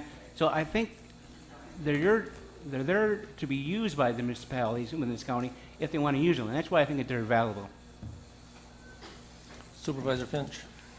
Mr. Chairman, I'm going to speak highly of East Central. They did this, I think the girl's name was Tricia Knott, something like that. But she did one super job for the parks as far as the designing, the works, the implication, all that stuff. And like I say, people like that, I don't mind paying some money for it. I don't like being taken advantage of. But at the same token, this girl for East Central did one super job for Winnebago County Parks. Thank you. Thank you. Supervisor Barker. Thank you, Mr. Chairman. I have two minor things here. One is, I heard tonight I'll be at the library speaking on what's haunted in the valley. This will be the 12th year I've done this, but the people are still interested in what's haunted in the valley. That's one thing I'm wondering if the library gets any money towards these programs, because I don't, but they do end up getting things like they'll put on a small lunch tonight and things like that for the people that come. So I'm wondering about that. They'll be at 6:30 tonight at the library in Menasha. The other thing I'm wondering, I was invited to attend a meeting last week. I don't know if any of you know that our Racine Street Bridge in Menasha is going to be redone in the next 2 years, widened and all sorts of things. So elected officials were invited to a meeting there, which I went to and was very interesting. Now I'm wondering, do either one of these, either the Menasha Library or the Polish Connection, that meeting also took care of that the Racine Street Bridge is going to be redone within the next 2 years. So Polish Connection is going on right now, and Racine Street will be within 2 years. Now I'm wondering, are any of our cities or counties or the state, or is anybody getting any help or anything? I should have asked them at the time, but I never thought of it, from East Central. They're a block from my house. I could go down and talk to them, I guess. I don't know. Does anybody know? Well, I know that if you go there and ask them, I'm sure they'll help you. How much that service we get back, I can't answer that. Supervisor Widener. Thank you, Mr. Chairman. I just got in line in case there's a question on the libraries, and apparently there's not, so I have nothing. Thank you.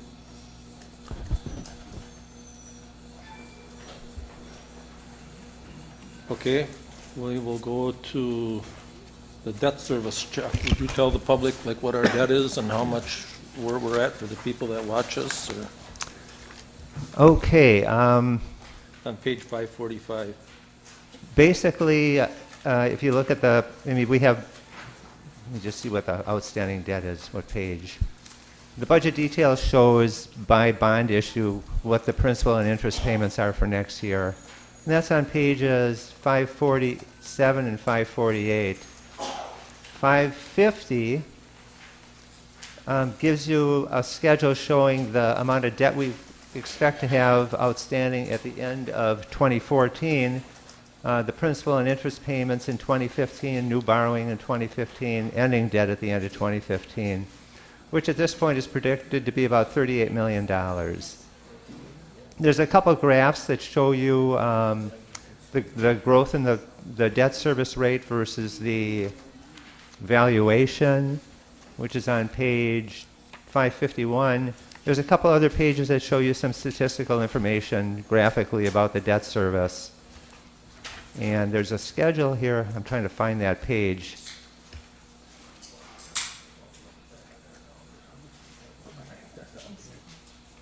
Let's see. There's a page that shows how much we're under the debt limit, our debt limit. Oh, okay, here it is. On page 569, it shows you that our projected debt at the end of 2014 is $38,494,000. The amount of debt that we can legally have out there is $589 million. So you can see that we're only at 6.5% of our allowable debt limit. And that's about all I can really add, unless anybody has any questions on it. Supervisor Farley. Thank you, Mr. Chairman. Not a question on specific debt limit, but in a general question. After we've addressed the resolutions, are you going to, as we've always done in the past, indicate to the board the county levy based on, and the mill rate before we adjourn? Yes, that'll be on the screen to my right. Thank you. Capital projects.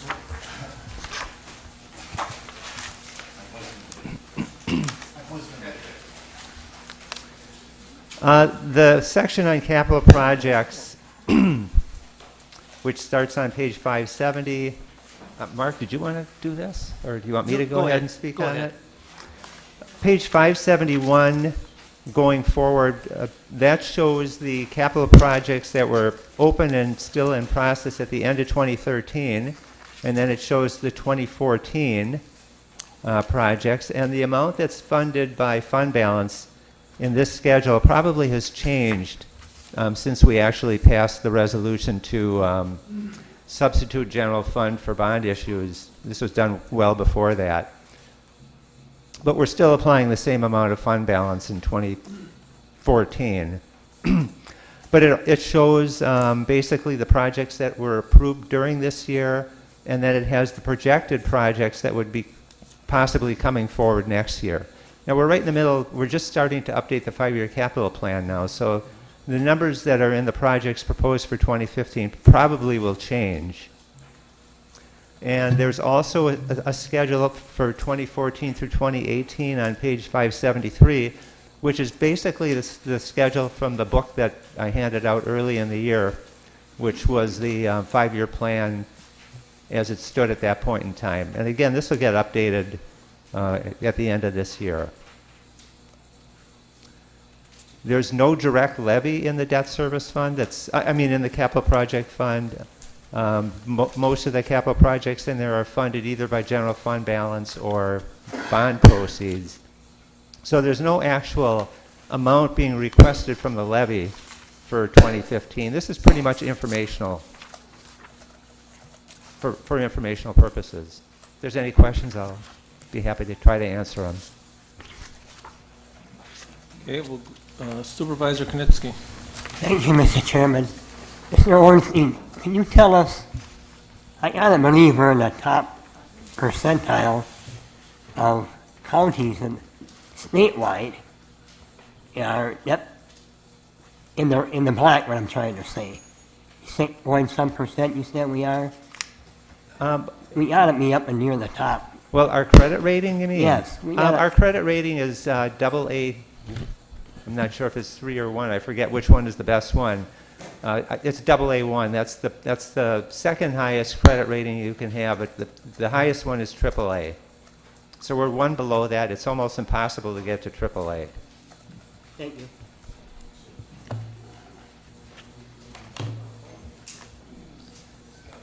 $580 solid waste.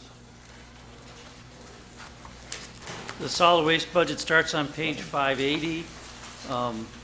Their chart of employees is on page 585. They have 16 full-time employees, the same as 2014.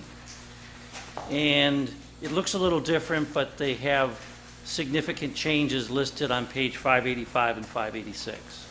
Supervisor and Warnke. 587. Supervisor Warnke. Well, I had a question on page 573. On the jail expansion, you got $15 million in there. What's the plan on that one? Well, that's out there in 2016, 17. Those numbers will probably get revised when we update the 5-year plan. So you're telling me that they're going to be expanding the jail? It's probably at some future date, but that's yet to be determined. I mean, the board would take that up. This is just the projection of what they, at the time that we prepared this, when they thought they would need to be doing it.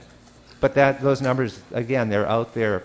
They're a couple of years out, so it'll probably get revised. The sheriff also indicated that the jail population has been leveling off, and he attributed it during his comments to the diversion programs.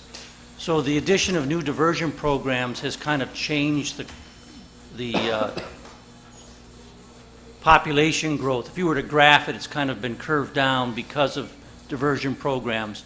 That may delay the need for a jail project indefinitely. Are we still housing state prisoners? I don't think Or so. no? We don't have anybody leased out, and I don't think we're housing any other counties' prisoners. I don't think we're housing state prisoners for pay, except we still have the probation holds, and those are reimbursed by the state, but in an odd way. They promise us a given rate. They then fund a pool of money and then they pay you the proportion of the promised rate that they can cover with the pool of funds. So generally, they pay us 50% of the promised rate in very rough numbers. Thank you. But those are probation holds, and we don't have an option on that at this time. Supervisor Eisen. Thank you, Mr. Chairman. Are we on solid waste? Yes. Yes. Thank you.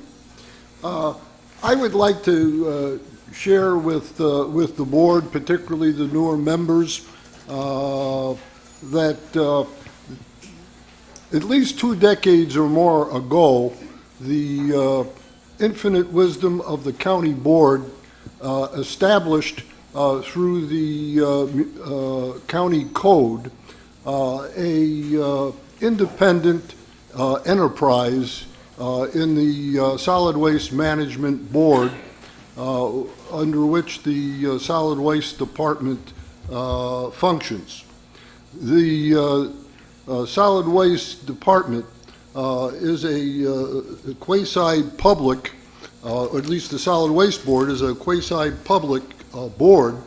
It is not on the levy, and according to the county code, it has taxing authority. So it could conceivably levy a tax on the participating municipalities in the county. As an enterprise function, it has been very successful, and if you look on page 589, in a category which I have addressed earlier in our budget session, looking at the interest investments line, object number 48,000, you could see that for 2015, the solid waste board and department is expecting $413,466 in interest. And that's because there is a solid waste fund which has retained earnings of estimated $22 million. I will turn the mic over to the department director, who can explain the functions and the success of the Brown, Outagamie, and Winnebago County joint program in functioning for the solid waste and recyclables for our citizens. Could Mr. Robbie explain that? Yes, first I have to point out your point. Mr. Eisen, where we went on Resolution 94-10-2014, he constantly brings up where he would like to see, where we operate as an independent board, he would like to see them all get about a 30% increase because they do such a good job. Supervisor Farley. Or no, first of all, thank you, go Mr. ahead. Chairman. No, just wait a minute. Good morning. I'm John Raby, the Solid Waste Director for Winnebago County. The Solid Waste Department, as Paul mentioned, operates off the tax levy. All our functions are funded by user fees, tipping fees for solid waste and recycling. Back in 2002, we entered into a regional agreement with Brown and Outagamie County, pooling our landfill and recycling resources. We continue to operate in that vein. Winnebago was the regional landfill from 2005 to the middle part of 2012. It has since shifted to Outagamie County, so we no longer dispose of residential type waste at Winnebago, but we do have our sludge, paper mill sludge monofill that's still open and active.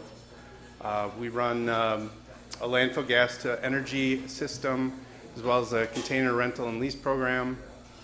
Those are both independent of the Tri-County group. We also are now involved with closed landfill monitoring for the Snell Road site and the Sunnyview co-disposal site. So, does that help, Paul? Oh yeah, and tell them all about the MRF.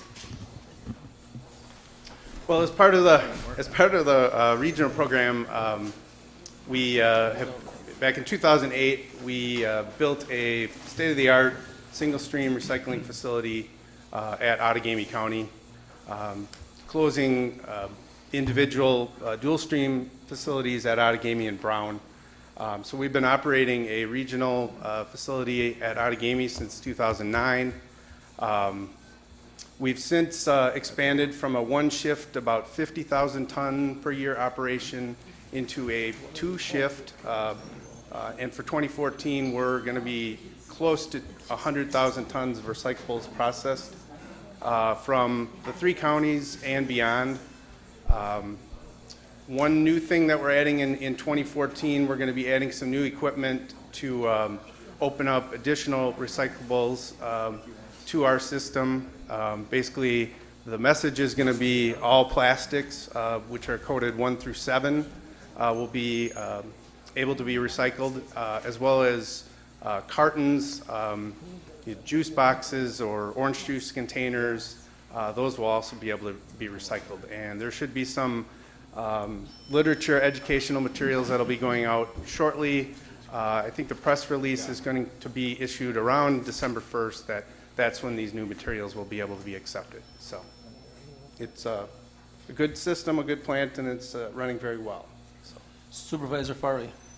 Thank you, Mr. Chairman. Perhaps a little more direct question. We all know that the landfill is generally closed. They were transporting the material now to Outagamie County.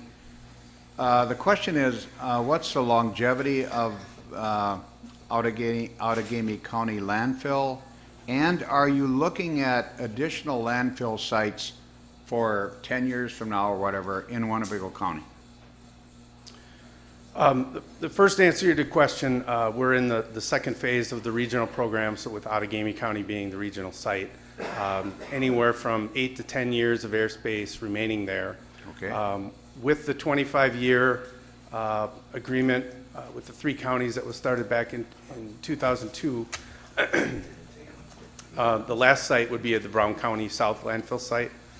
So that, in addition, has another 8 to 10 years of airspace at that facility before we'd have to look at either creating another landfill site within Winnebago County or looking to purchase into additional lands, airspace capabilities at Outagamie and Brown. So there is no current review of available land within Winnebago County for that purpose? That's correct. Thank you.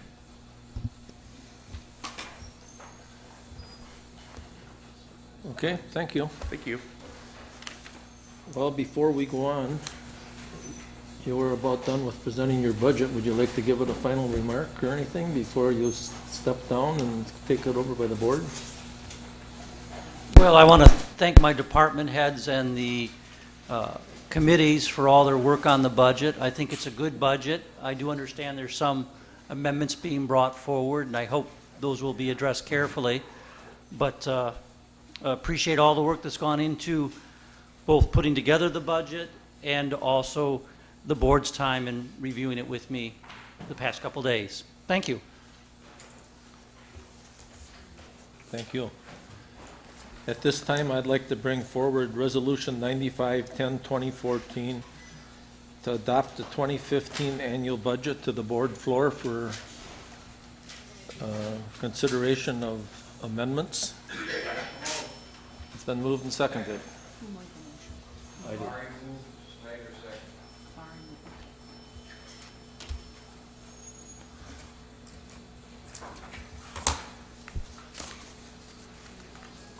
We'll go to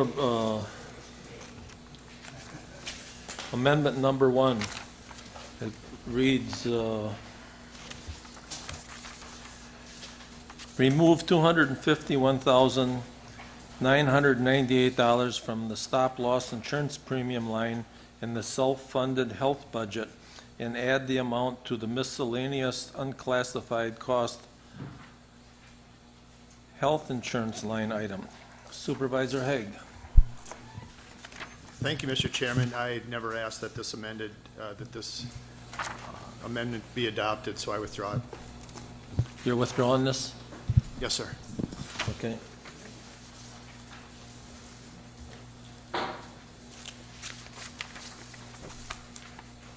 Amend the 2015 budget so as to remove $339,850 from the overall wages and $49,109 from the overall fringe benefit accounts, resulting in a reduction of $350,846 to the tax levy. Supervisor Haig. Thank you, Mr. Chairman. In regards to this amendment, I think it's, I think it requires that our corporation counsel re-enter the chamber because there has been some Robert's Rules dispute, and this amendment is to take out of the budget the money that we added to the 1.5% raise. And what I'm understanding is that a reconsidered resolution is not amendable.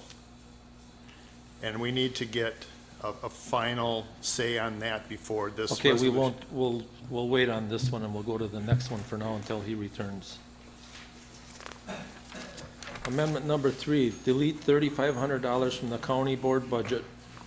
Propose the solution of the legislative committee. Supervisor Haig.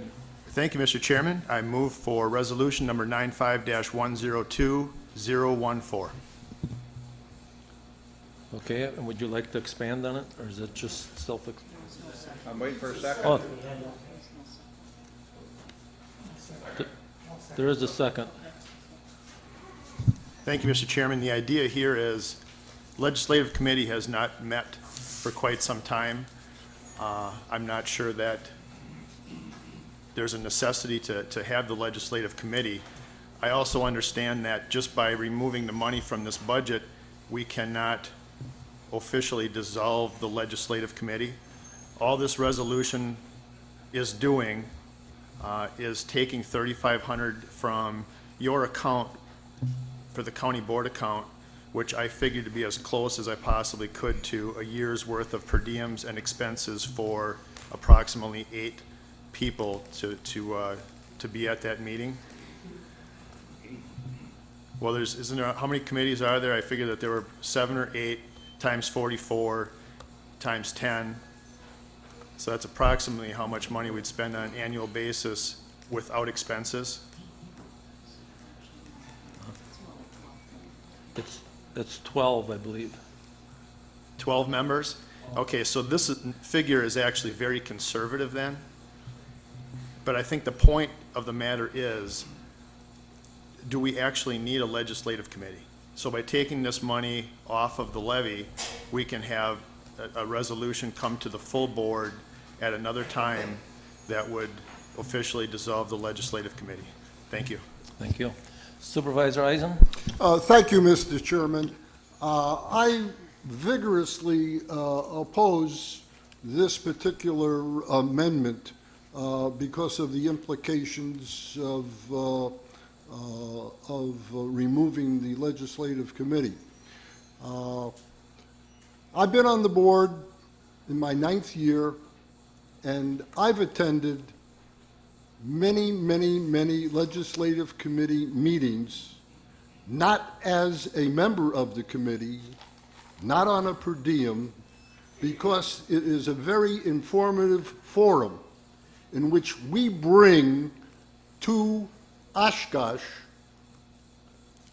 assemblymen, Senate, Mike Ellis never made an appearance, but in the early years, I believe he had a representative coming to the meeting, where representatives of congressmen come.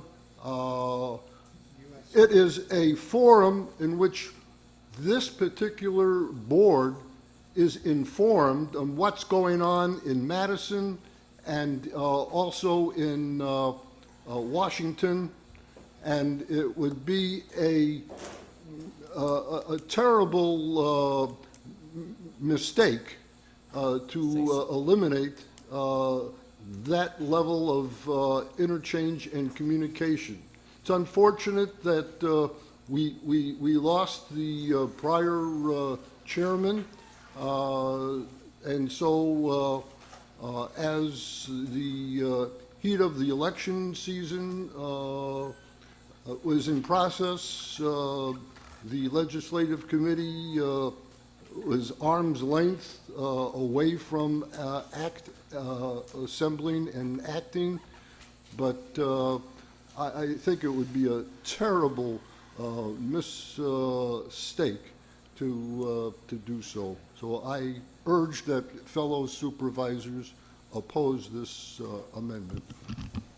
Supervisor Keller. Thank you, Mr. Chairman.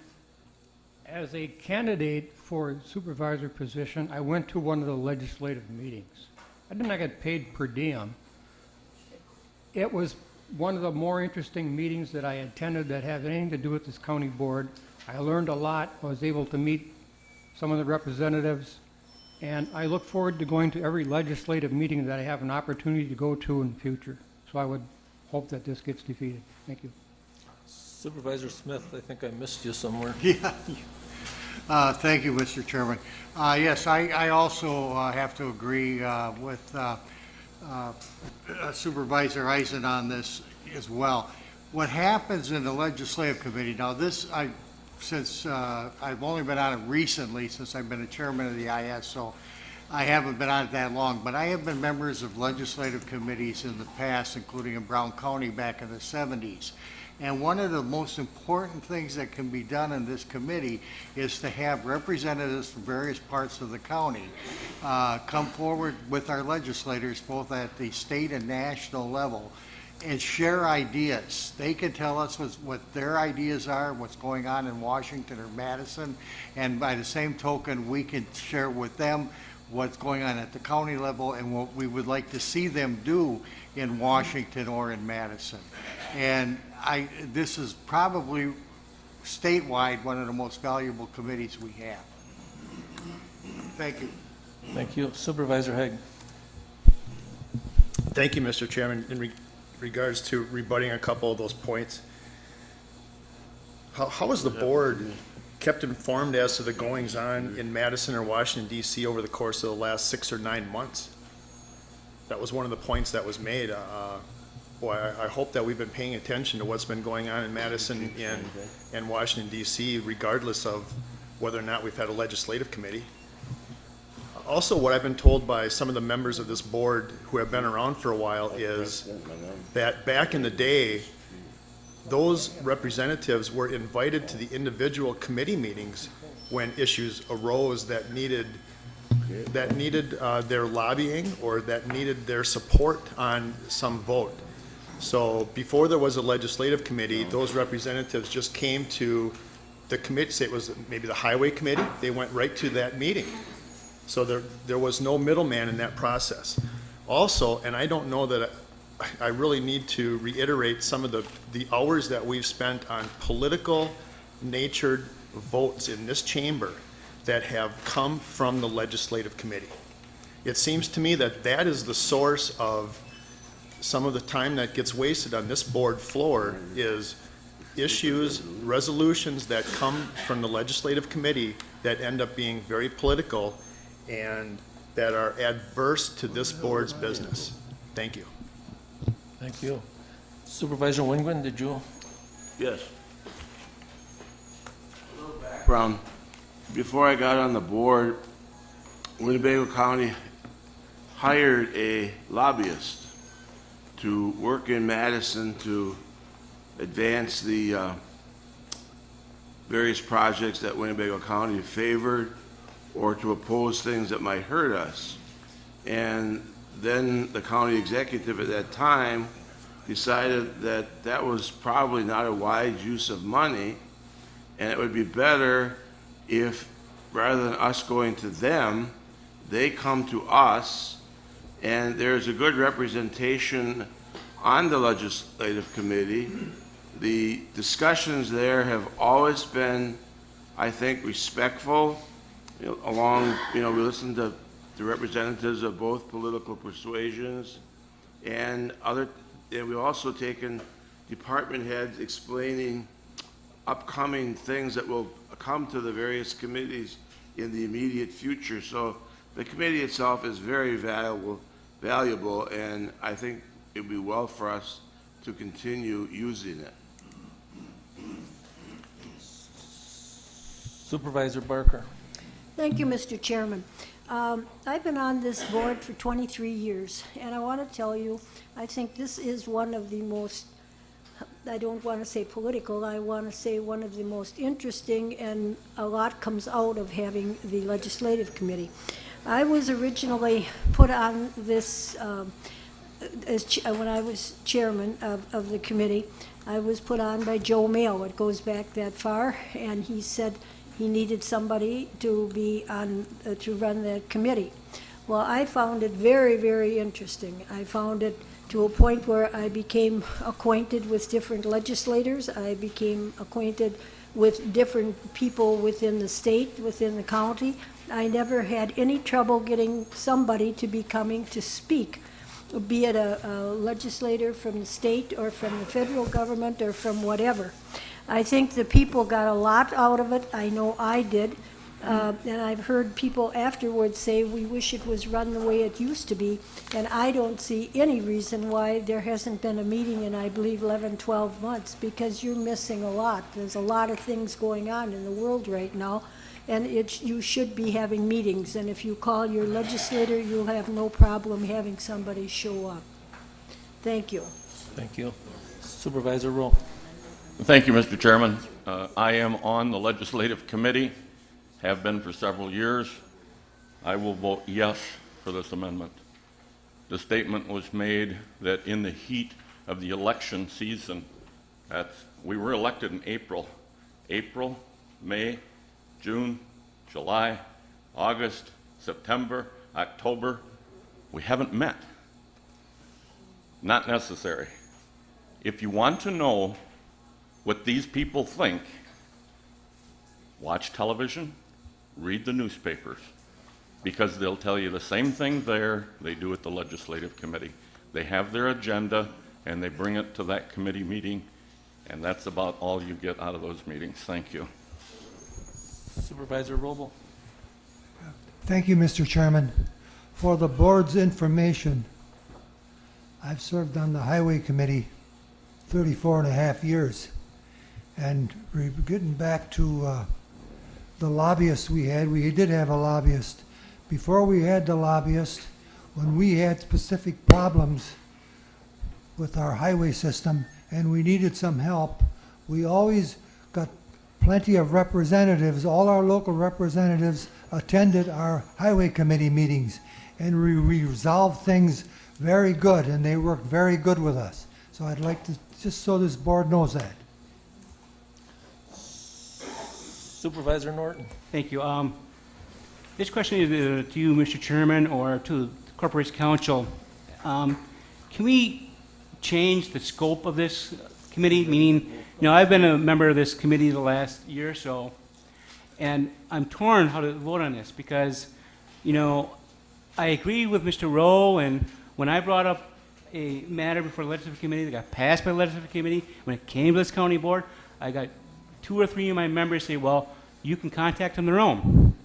So maybe, but yet I agree with my other supervisors, who said that it's a very worthwhile meeting because it gives the opportunity for a number of supervisors to meet with legislators.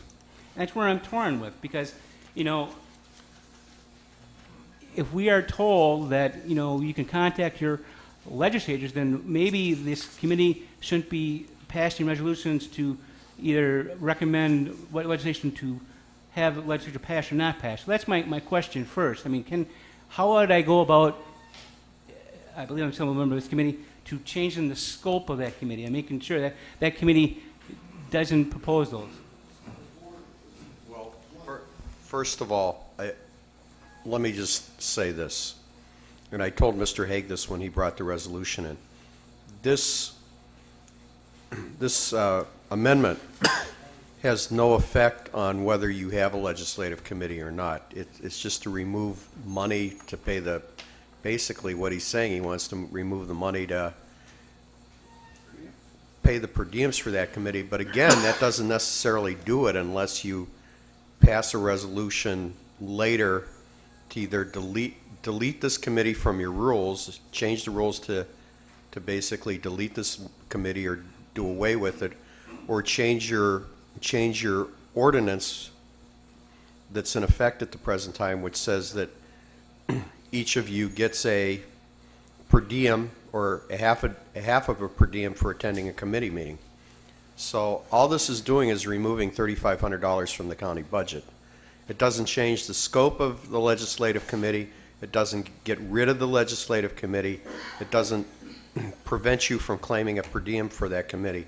Those are all separate items. It's just, he indicated to me he wants to take $3,500 out of the budget for the purpose of mine of potentially abolishing that committee. So I don't know if that answers your question. With regard to the purpose of the legislative committee, like most committees with the county board, is just to make recommendations. The committee has no independent authority. They make a recommendation to support Assembly Bill number 1 or to not support Assembly Bill number 1, and that comes to the county board for full approval. And the county board then makes a decision.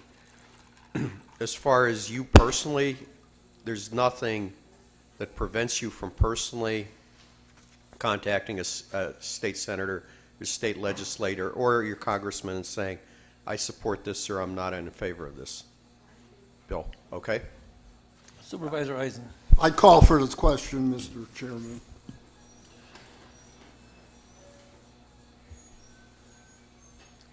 I just want to state, when people call for the question and there's lights on here, I still think they deserve the respect to answer, because sometimes they've been waiting for a long time to answer. But there's nobody looking to answer. But we'll vote by machine. Vote aye if you want to delete it. Vote no if you don't.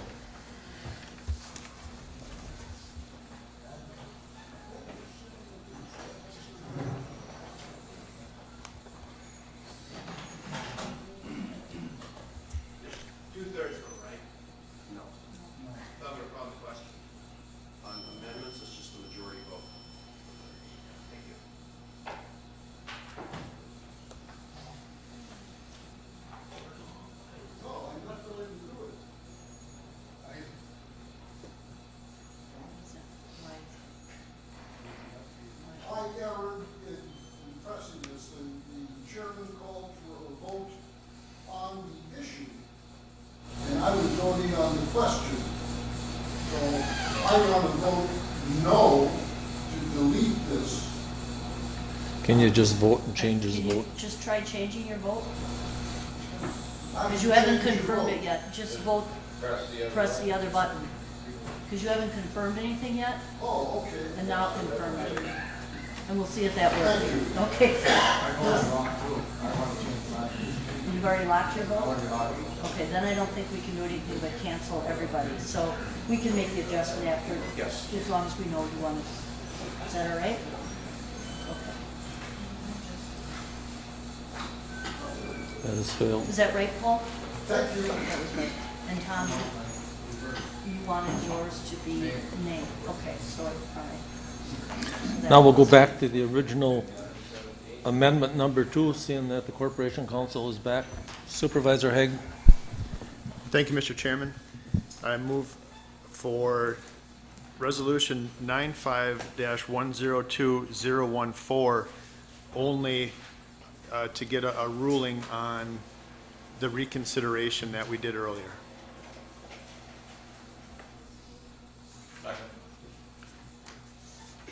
Did you give us an explanation? It's come to our attention that, and I'm not sure if it's the motion to reconsider is not amendable, or that the resolution that's brought up to reconsider is not amendable. But Supervisor Rowe had found some information in the Roberts Rules that said something is not amendable. So I'm not sure which question.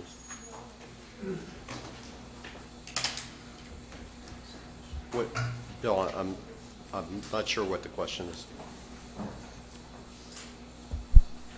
Thank you, Mr. Chairman. Keep in mind, I really don't care the outcome of this other than the fact that we do things right. The question during the debate was, is a motion to reconsider amendable? I think that was by Supervisor Haig. And he was given the answer, yes. I will quote from Robert Rules. The motion to this is a quote, the motion to reconsider is not amendable, unquote. I don't remember that coming up, but maybe I misunderstood what your question was at that time. Right, and I think I just want to clarify, the motion to reconsider, as I've been talking to Colby about too, can mean that motion itself without regards to the resolution, which is being reconsidered. Mm-hmm. So I think that the Roberts rules there draw some differentiation between the two, and I just want to make sure that we clarify that it is either A, the motion to reconsider itself, period, is not amendable, or the resolution which is being reconsidered cannot be amended. The motion to reconsider itself can't be amended. So once you make a motion to reconsider, so let's say your motion is to reconsider resolution number 1, and that's seconded. Somebody else can't say, well, I move to amend that to say I want to reconsider something different than that, or something. That isn't amendable. The motion to reconsider itself is not amendable. Okay. Then, Mr. Chairman, I'd like to withdraw this amendment. Okay, thank you. Amendment number 4, delete $200,000 from the general contingency fund. Supervisor Haig. Thank you, Mr. Chairman. I move for resolution 95-102014.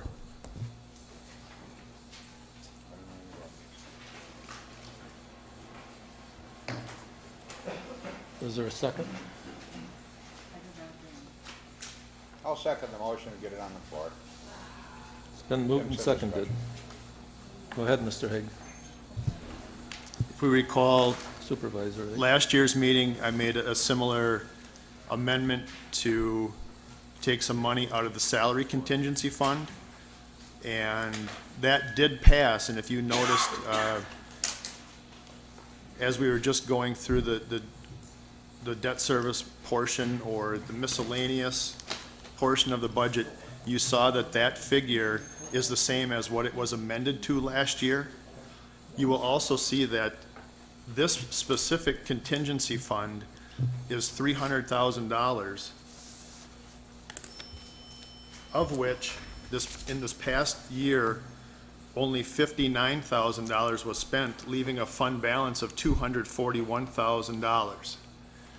I think that that's the problem with these contingency funds, and we saw that a couple years back when we spent $1 million on land out by the airport. There's a lot of this money that does not get spent, and it gets shoveled into the general fund, and then it gets spent on something else. So the idea here is, representing the taxpayers of the county, I need to be consistent, and I need to find these pots of money that consistently do not get spent.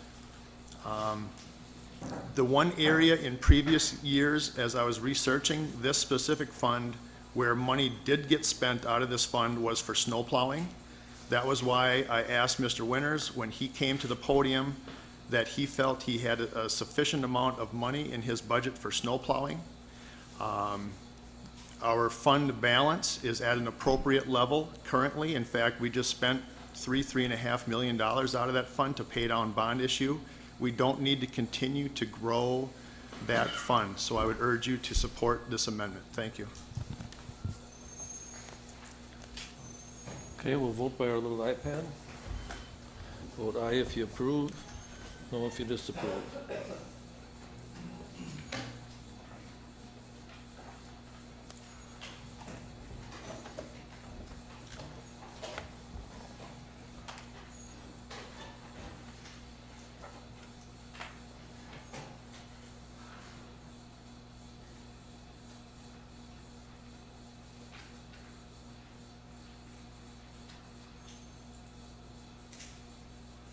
is lost.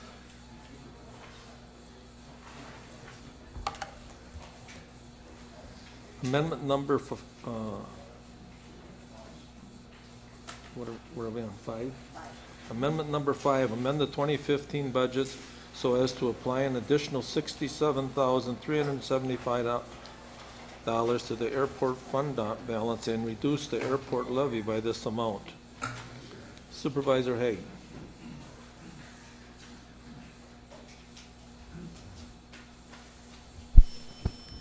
I move for Resolution 95-102014, amend the 2015 budget as to apply additional $67,375 to the airport fund balance.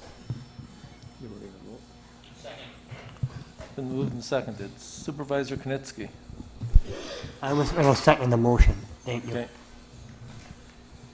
The reason for that number specifically is because, if you recall, when we went through the airport portion of the budget, their levy amount was $246,000, I believe, which was an increase of approximately 46% over last year. All this number does is add to the $50,000, which was noted there to be taken out of the airport fund balance and be applied towards the levy amount. All this amount does, in addition to the $50,000, splits that increase in half. So instead of a 46% increase, it just divides it down to a 23% increase. So I, again, would urge you to support this resolution. Supervisor Warnke. Okay. The other day, Supervisor Haig asked a question when we were talking about the airport. And he asked the question, where are we at?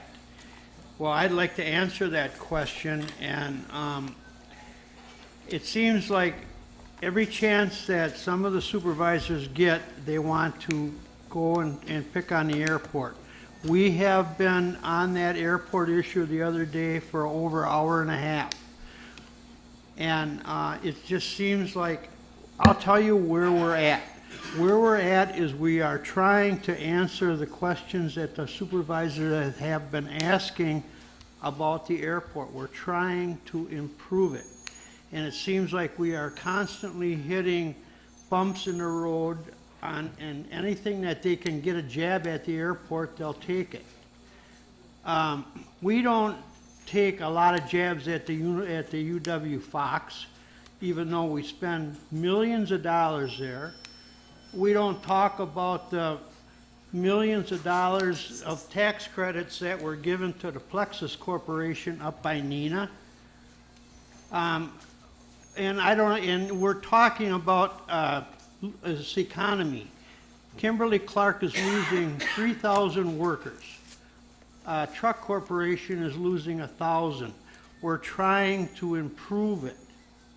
We're trying to prove it. And just because we have a little money in the fund, they want that money.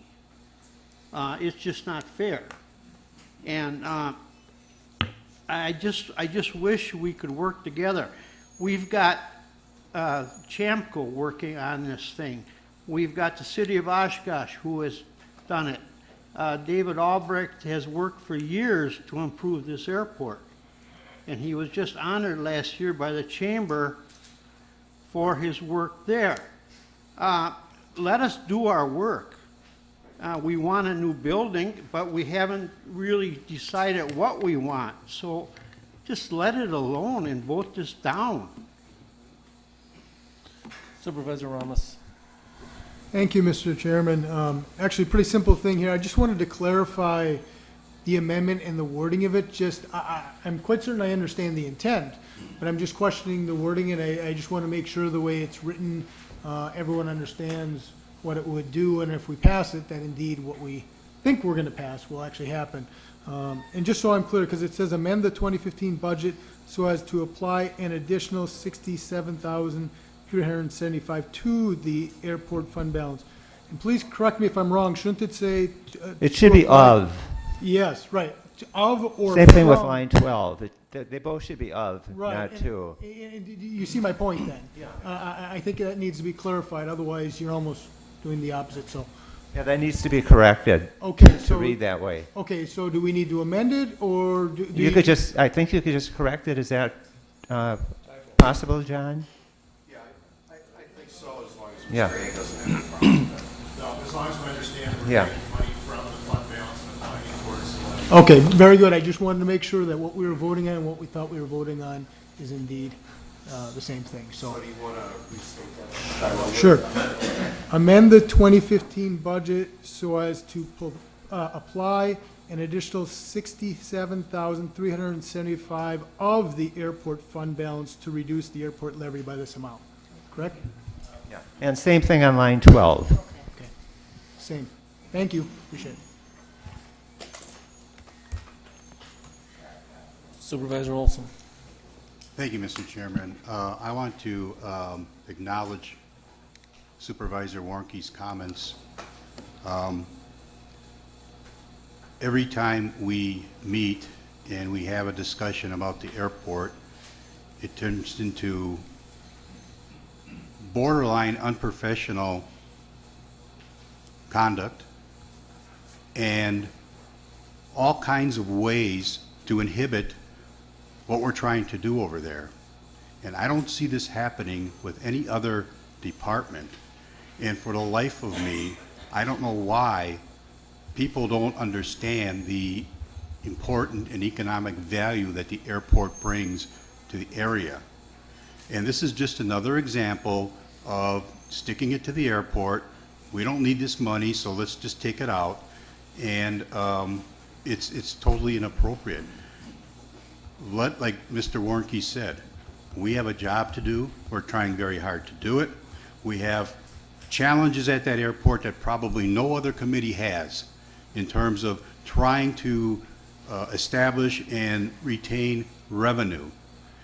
We have a challenge in trying to tear down a building that is no longer functional and is costing the county hundreds of thousands of dollars a year, and building an efficient, smaller facility, which, again, is meeting all kinds of opposition. The airport is an important part of this community, and I don't understand why we get this type of opposition at all times. I think people really need to go out to the airport. I know there's been invitations to almost every one of the supervisors to go out to the airport and have tours, and they'll do it at any time, at any place, at your convenience, so you can understand what we're doing and how we're doing it. If you don't do it and you comment on what's going on at the airport, then you don't really understand what's going on at the airport. So before all these comments and these attempts to take dollars out of the budget are done, go out for yourself and see what's going on. There doesn't seem to be any difficulty with any other department that's trying to purchase equipment or trying to make changes to their structures, but when the airport comes up, it's a 2-hour long, as Mr. Warnke said, it's a 2-hour long discussion on ways to inhibit our progress. And I just wanted to say that I don't think it's appropriate for that. I understand people have a right, they absolutely have a right to express their opinion. They absolutely have a right to bring amendments forward.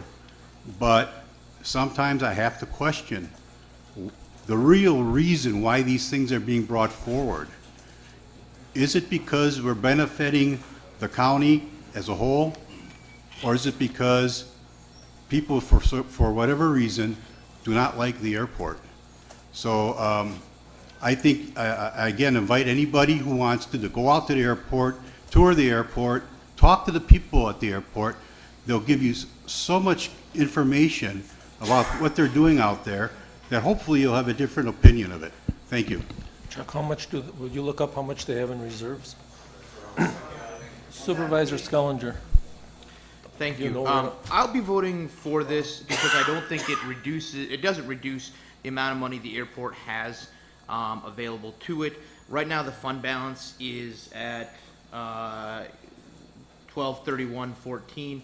will be $1.44 million. That's 46% of its operating expenses, and this application of that fund balance to the levy would reduce the fund balance by 4.6%, still well above the targets that are set. So this is a way to help get that reserve more in line with our goals, without reducing the amount of money going to the airport. Thank you. Thank you. Supervisor Widener. Thank you, Mr. Chairman. Just a question for Chuck. What impact will, if we do this, will we have on the tax levy? Well, it would reduce it by that 67,000. Right, but which is are we roughly, pardon me? Are we getting in a position where the tax levy will be a problem for in 2016? When you add them all up, yes. I mean, anything you do to reduce the base is going to make it that much harder next year. Thank you.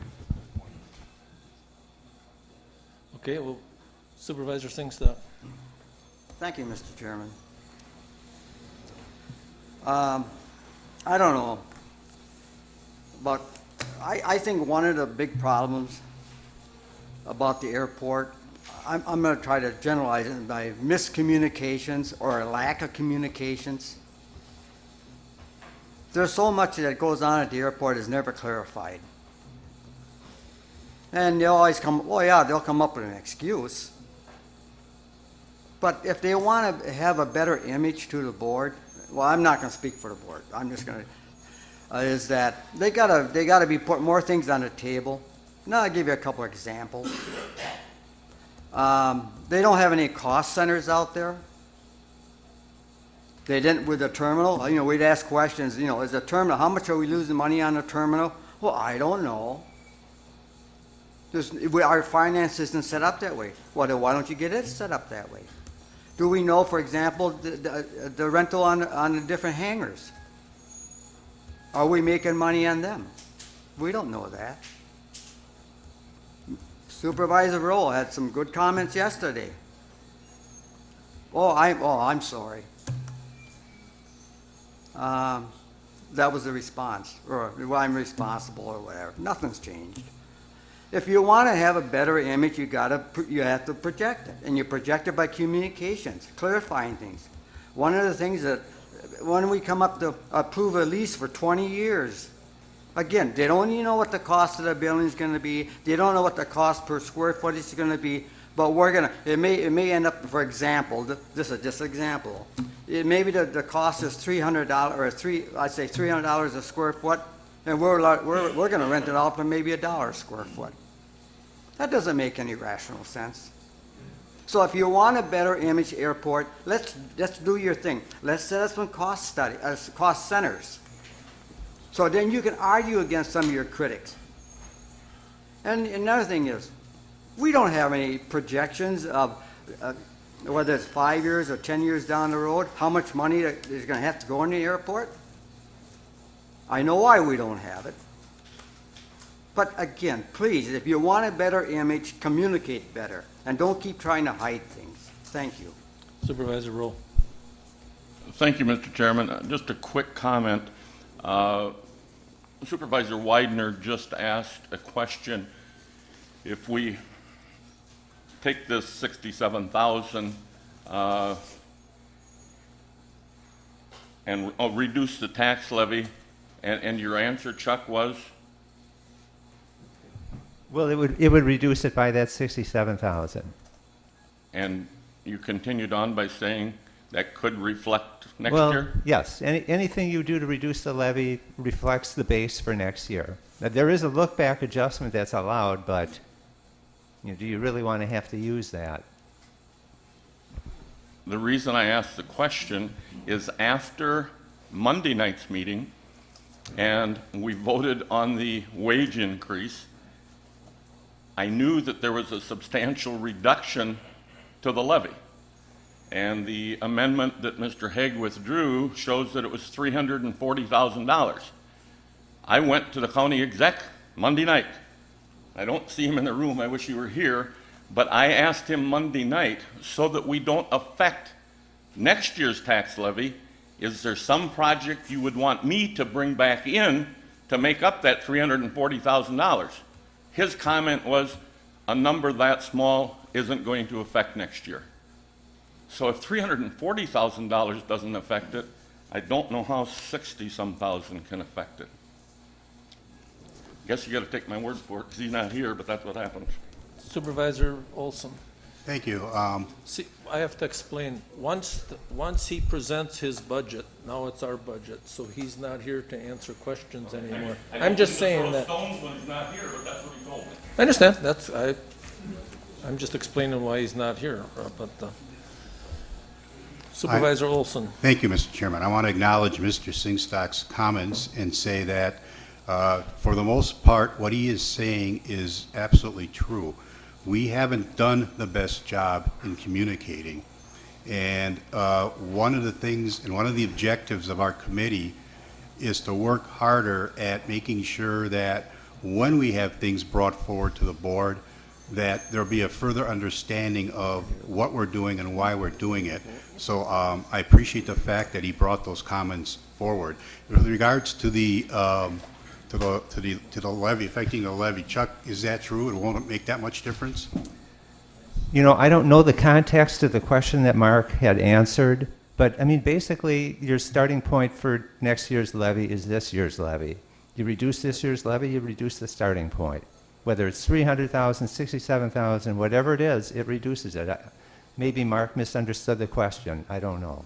Yeah, but that is in favor of the taxpayer, technically. I mean, Well, if you sure, do it, but you got to balance the budget next year too, and the I year understand. after that. And But then our decisions will be harder to make, but.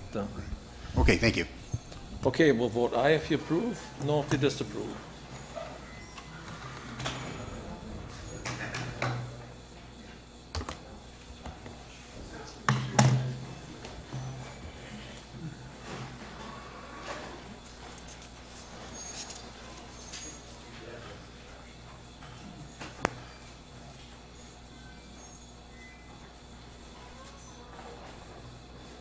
That is lost. Amendment number 6, amend the 2015 budget so as to apply $960,000 to the general fund undesignated fund balance to pay health insurance costs in the 2015 budget and reduce the tax levy by the same amount. Supervisor Haig. I move for Amendment 6.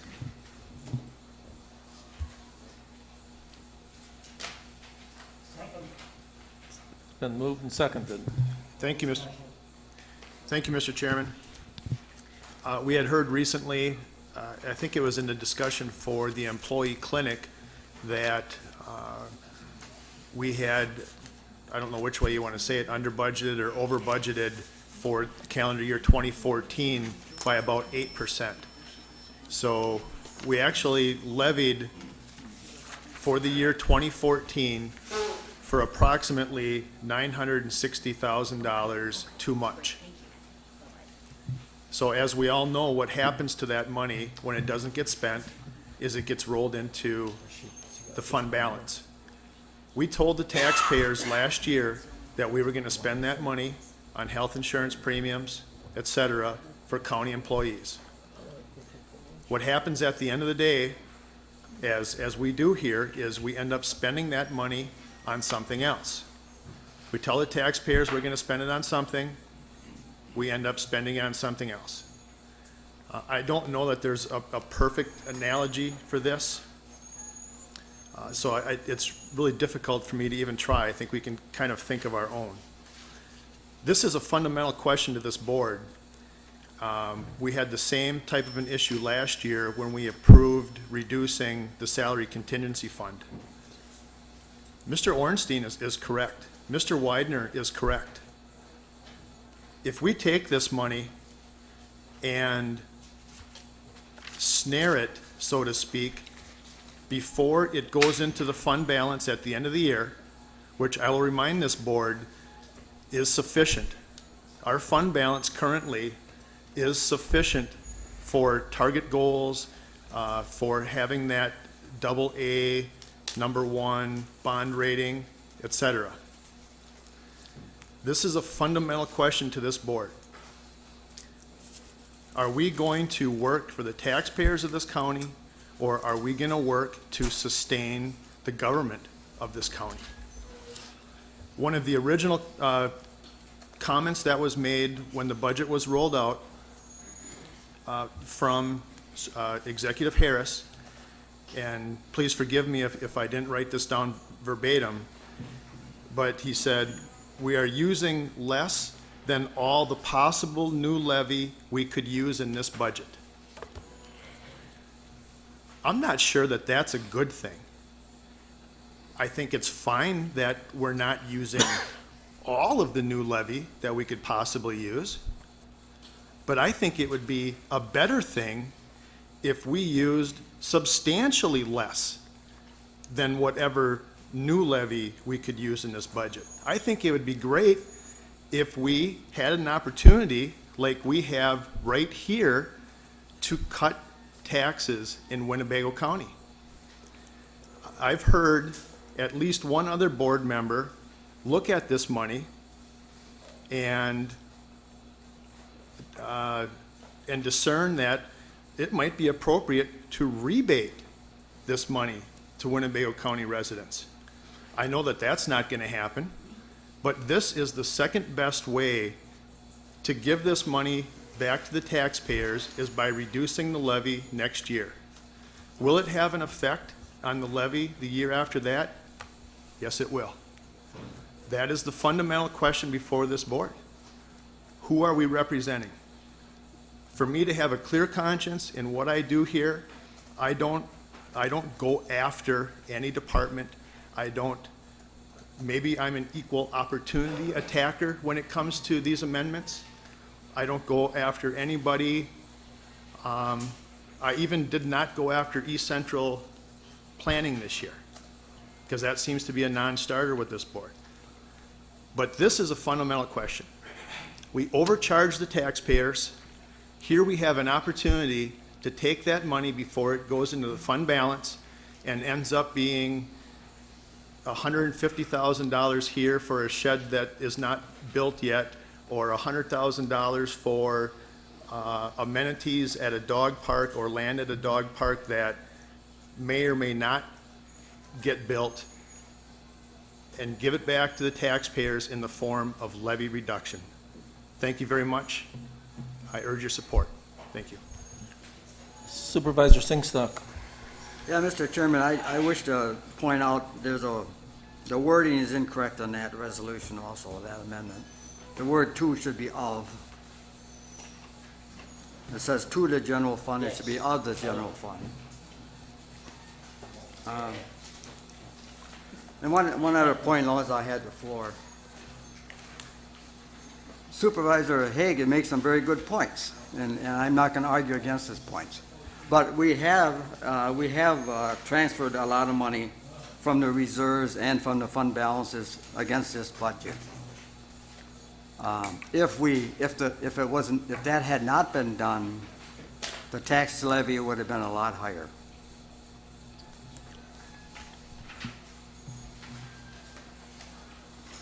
Supervisor Widener.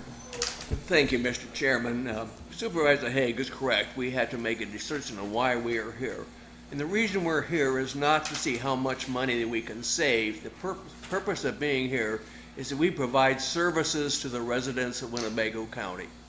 And to go back and see how cheap we can be is not the way that we are providing services. So I think it's important, and Supervisor Haig said he didn't pick on any group, but he certainly did when he started going through where we spent money on stuff like that. But let's remember why we are here. Seriously, we are here to provide services for the residents of Winnebago County. And by taking money out of the levy, and then the next year, as our Chuck keeps pointing out, is yes, it'll be more difficult. So therefore, we're saying right off the bat, we will reduce some services in 2016 because we reduce our levy in 2015. So I think we're making a big mistake by trying to reduce the levy and talk about, let's try to be how cheap we can be. Thank you. We'll vote by our iPad. Vote. Aye if you approve, no if you disapprove.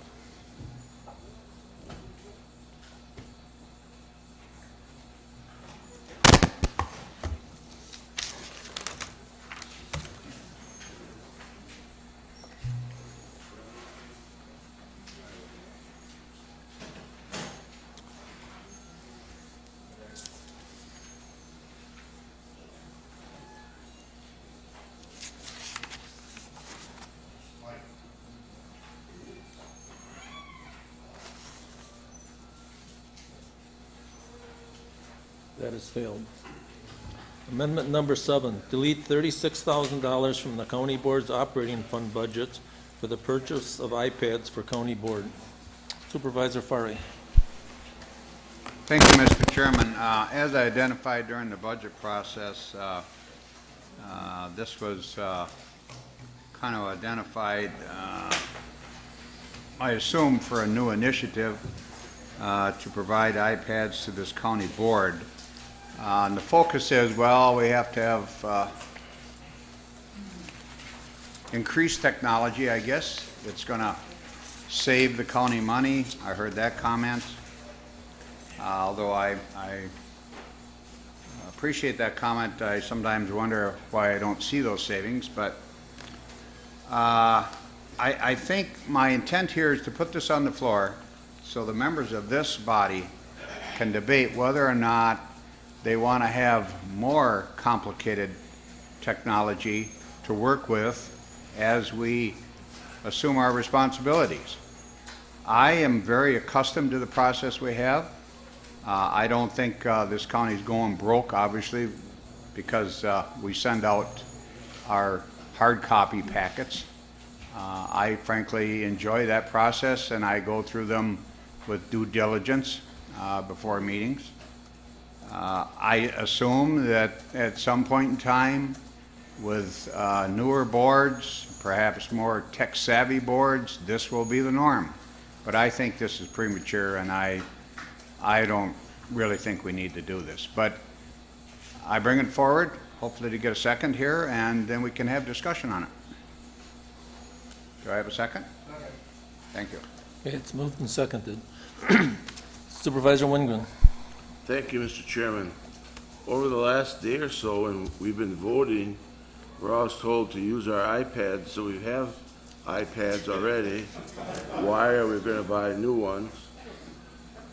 As far as the other iPad, I'm totally in the dark when it comes to using technology, but time is going to pass me by. We need to, come as I am, kicking and screaming into the 21st century. And I propose, yesterday we had student day, they were high school kids. Once we get our iPads, we could have a kindergarten class come in and show each of us how to use it. So then we'll just sort of transition in. So I'm all in favor of using the iPads, although it'll take a little effort to learn how. I apologize for not knowing the proper terminology of this,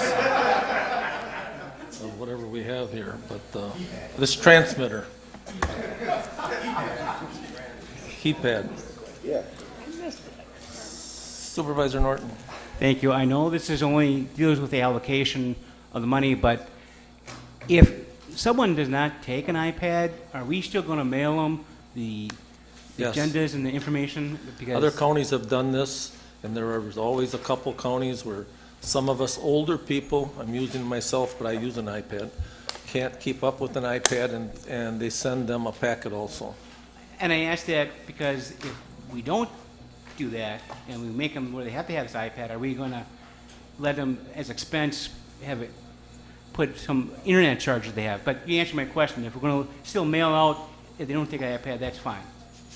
And the other thing is there will be training. Somebody will come here and tell us how to use this on a couple different occasions so that we can use it. It doesn't take long. Like I believe the executive stated, I'm on the same couple different boards and commissions that he is, and we were furnished iPads, and I went kicking and screaming, but works perfect.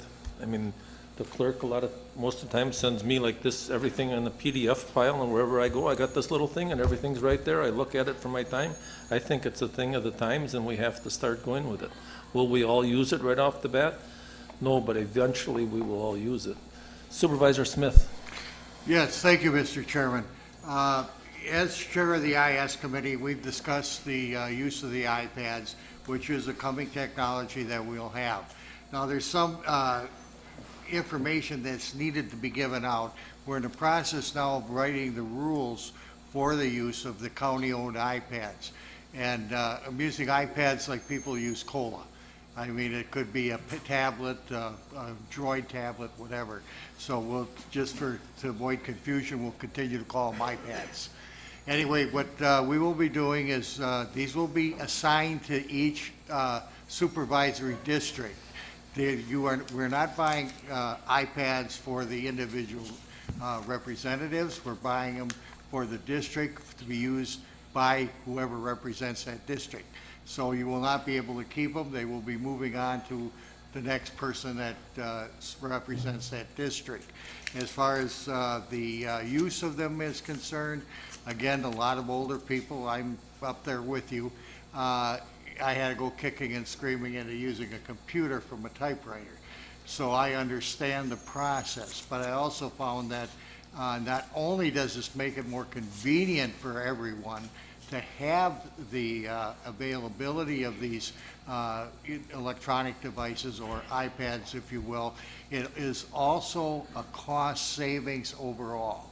And by that is we eliminate a lot of postage, we eliminate a lot of waste, printing costs, labor intensity of putting together these packets and mailing them out. And yes, some will continue to use the buggy whip and not want to use the iPads, but eventually we'll all be using them. So I think that money should stay in the budget. We will have them, they'll be available, and those that don't want to use them will probably not be around too much longer anyway.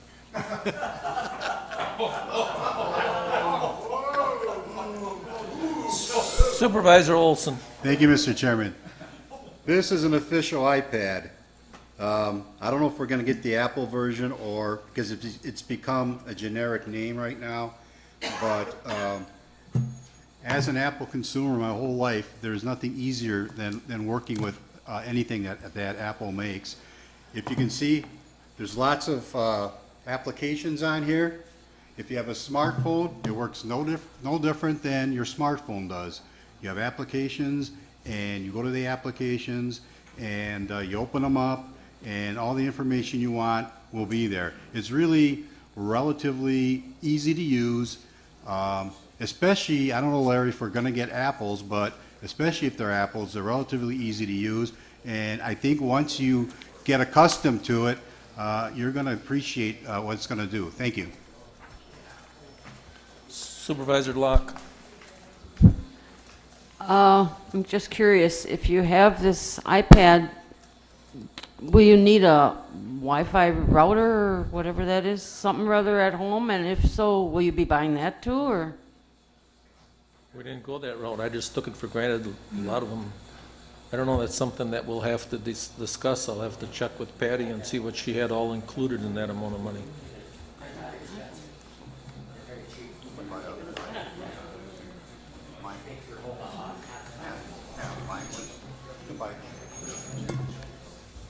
Supervisor Ramos. Thank you, Mr. Chairman. Much like Supervisor Smith, in some ways, I go kicking and screaming. But I do think this is a point at which the time has come for this sort of change. The city of Neenah actually has been looking at this right now as well, coincidentally, and has actually put in its budget for some sort of mobile device, iPad, that sort of thing, and looking at going towards this very thing in the upcoming year. And I apologize if I'm restating some things that Supervisor Smith said, but I just wanted to make sure the board knows that actually one of the counties very nearby, Calumet County, went to this sort of device just within the last 2 or 3 years. And as part of the preparation for the city of Neenah looking at considering going to this sort of format, we invited a board member, I believe it was the chairman of Bill Barabo, of the Calumet County Board, to come to one of our meetings, and he explained the process and how they felt the format went for them. And the bottom line is that he thought it's gone very well for them. We also invited the town of Grand Chute, because the town of Grand Chute has also converted to this format over the last several years. And they as well have been happy with their change to this sort of format. I think what you see is there are cost savings and there are time savings when you go to this, and ultimately, long-term, there are efficiency improvements as well. I will tell you that I too go kicking and screaming though, because the city of Neenah looked at this a couple years ago, and at that time I wanted to hold off a little bit. But I recognize that realistically the time has come for this sort of format. And there will be a learning curve, no doubt about that. But I can assure you from at least the testimony of the Calumet County, they felt that that learning curve was able to be overcome. So I appreciate the amendment, because I think it's good that we have this discussion. But I'd urge you to defeat it because, frankly, the time has come for us to move in this direction. Thank you. Thank you. Supervisor Haig. Thank you, Mr. Chairman. In regards to the debate that we're having here, I think it's necessary, very necessary, that at some point in time, when there's a resolution brought to this board from Information Systems, that we have a very thorough debate on whether or not we want to move into the 21st century, whether or not we use iPads or Droid devices, whatever that discussion is. I just think procedurally, this is entirely backwards. Why on earth are we levying for $36,000 in this budget for something that we haven't approved? I just don't understand that for the life of me. That's not the best of government. That's the worst of government. Will this save money? Somebody brought up at the beginning of this, I think it was Mr. Fari asked the question, where is the offset in expenditures for paper products? It's nowhere to be found in this budget. So I would urge that this resolution pass based on, we can certainly have a debate when that resolution comes forward from the Information Systems Committee about whether or not we want to be digital. That's fine. We have lots of trouble with this already. That being said, there will be plenty of money in the undesignated general fund balance to spend $36,000 if that's what we need to spend when the time comes. We don't need to levy the taxpayers of Winnebago County for something that we haven't even approved. We haven't even had discussion about. You've got to be kidding me. Thank you. Supervisor Knitsky. Thank you, Mr. Chairman. I'll admit I'm from the Stone Age. I have no computer. But if they would send me, you people would send me a packet and this new iPad and get the training, it might be time. So I would not, when the time comes, I will vote for this. Thank you. Supervisor Warnke. Go ahead. These, not only will this be used, you could use it for the county boards, but you can also use it for committee agendas. I sit on a board of review for the claims committee for County Mutual, and we have between a 400 and a 500 page agenda, and we recently converted to iPads, and I gotta say it works pretty cool. And once you get used to it, it's not that hard to do it. And you're saving an awful lot of money on postage and on paper and print and everything else, so. Supervisor Eisen. I support this amendment.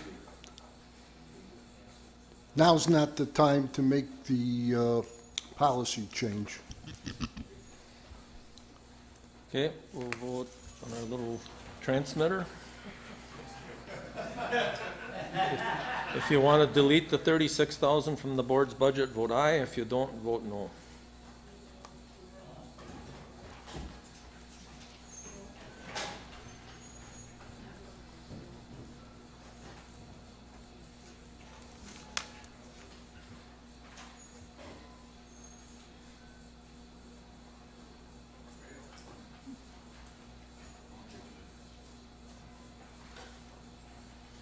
That has failed.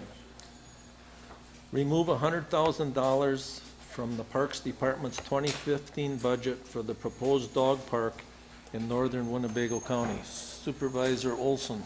Thank you, Mr. Chairman. I move resolution number 95102-014, Amendment 8. It's been moved and seconded. Moved and seconded. I'm not going to spend a lot of time on this because, as I'm sure the chamber knows, I have spoken repeatedly about why I don't think this is necessary. But I do want to add one more thing that was discussed yesterday, and the term seed money came up, and seed money scares me because seed money is a pot of money you use to start something. And then County Executive Harris said, well, you know, if we get the land, there's an option to lease it. Well, I know that if this goes through, we're not going to spend $100,000. We'll spend the seed money, and we'll spend a lot more. And again, I have to reiterate, I don't think the county needs 2 dog parks, and so I urge my fellow members to vote on this. Thank you. Thank you. Supervisor Finch. Thank you, Mr. Chairman. I hear what you're saying, Supervisor Olson, you know, seed money. But the same token, go back a year, we bought some seed land, and now it's being used for farming. But that's not the point. The point is this. If there's a need for a dog park on the northern end of the county. Now, we're using the word dog park.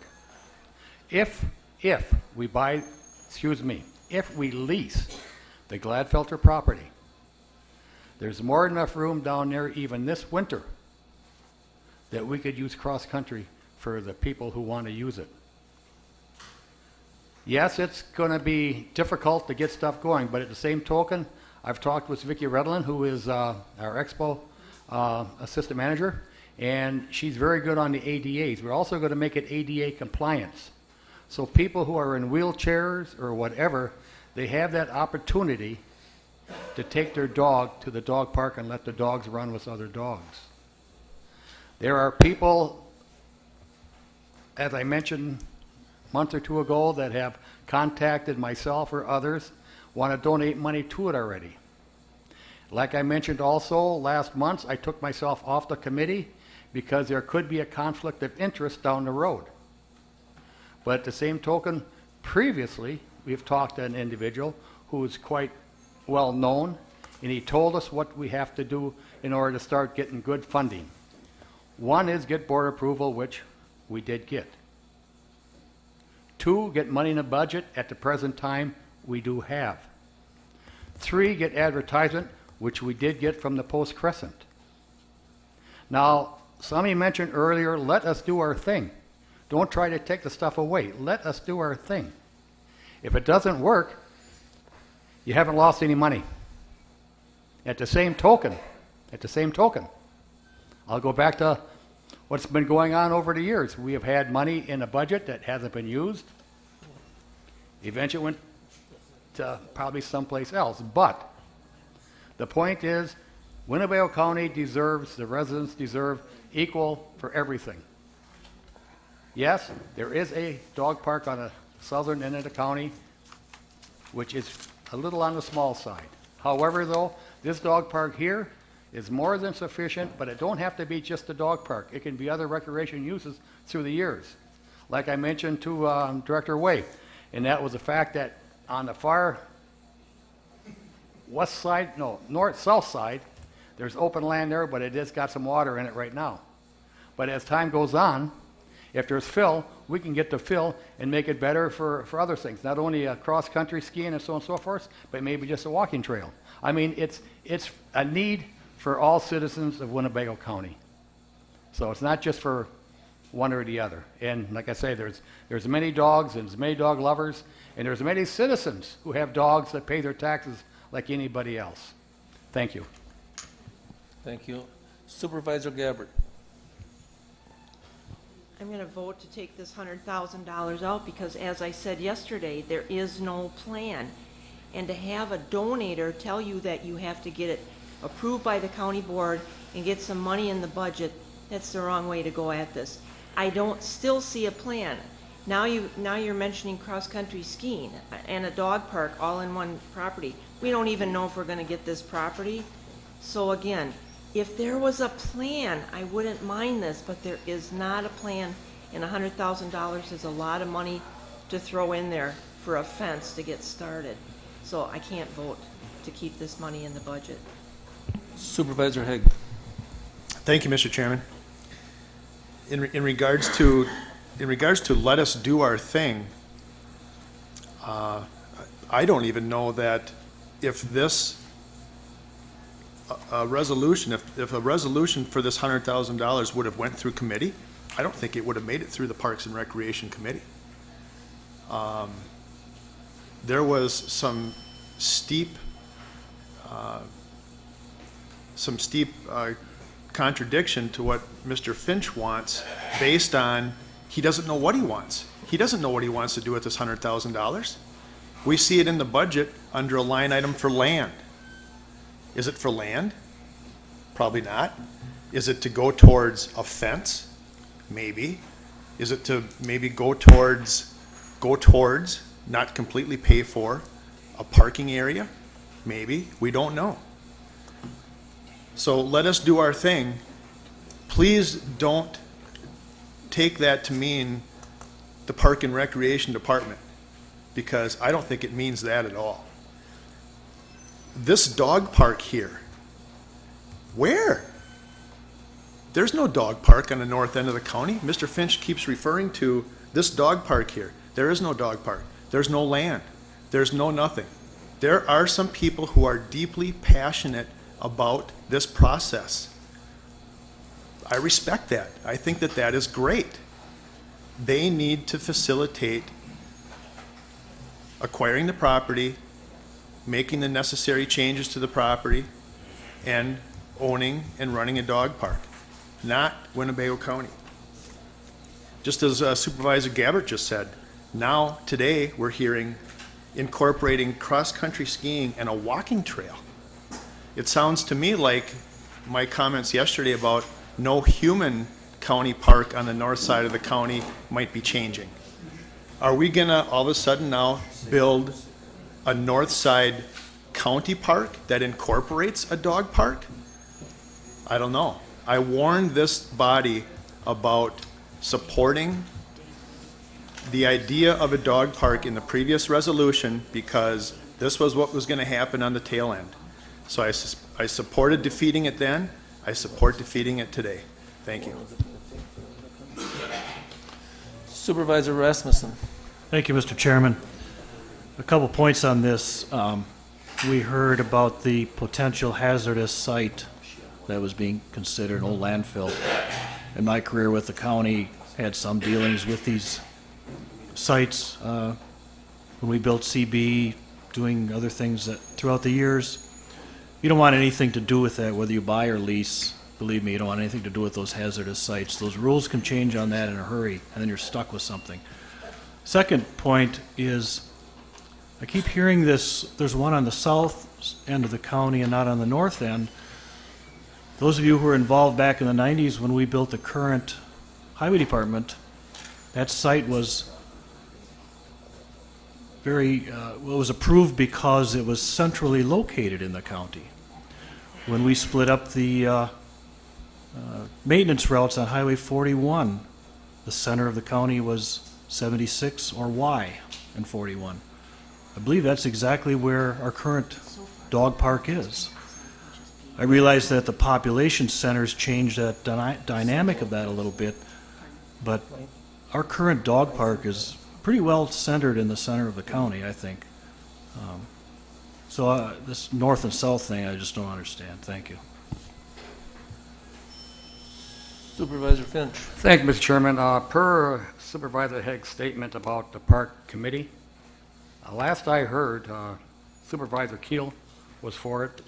Last I heard, Supervisor Norton was for it. Last I heard, Supervisor Konetsky was for it. And last I heard, I'm still for it. So I don't know. As far as the property right now, we had a meeting, I thought I brought this up. If I didn't, I apologize. A telephone conference meeting with DNR and Skip Messenger from Gladfelters. And we talked about buying, leasing, whatever, Gladfelter's property. And I myself wouldn't want to buy it at the present time. The monitoring was up to a little over $20,000 a year. It's down to a little over $12,000 a year. That's how clean it's getting. They also told the county exec, Rob Way, and myself that there's a good possibility, 6 months up to 3 years, might be all clear where they wouldn't even need any monitoring whatsoever. Plus the fact the stuff that's in there, the same stuff that on Main Street, Nina, Gladfelters, that Plexus built a nice complex on, and Affinity built a nice complex on. There's very little contamination whatsoever in there, but it was a landfill, so they gotta monitor it to a certain point. I don't know, I guess you have to use your own judgment. Some people say, yeah, there's a need, some people say there's not a need. I personally feel there is a need. I see a lot of people walking their dogs all over the place. We've had people that call, want to donate monies and stuff. I don't see what the big problem is myself. Let's help out the total county, not just one portion. Thank you. Jerry, I just have one advice. You can't state from now on, you talk to so-and-so, so-and-so, and so-and-so. That violates the open meetings law, and we can put ourselves in jeopardy as a walking quorum. But we can't say that we've talked, we shouldn't talk to people without it being on the minutes of a meeting, how the outcome was, because other people should have the ability to comment on what you're bringing forward the way you just presented it. I just want you to take that into account from now on. Thank you. Supervisor Knitsky. Thank you, Mr. Chairman. I am also on this north side or more north side location for a dog park. We're not going to put a fence up on land we don't have. We're very close to that now. The parties to me like to know where we are on this, and that $100,000 to me is a drop in the bucket for this project on the county level.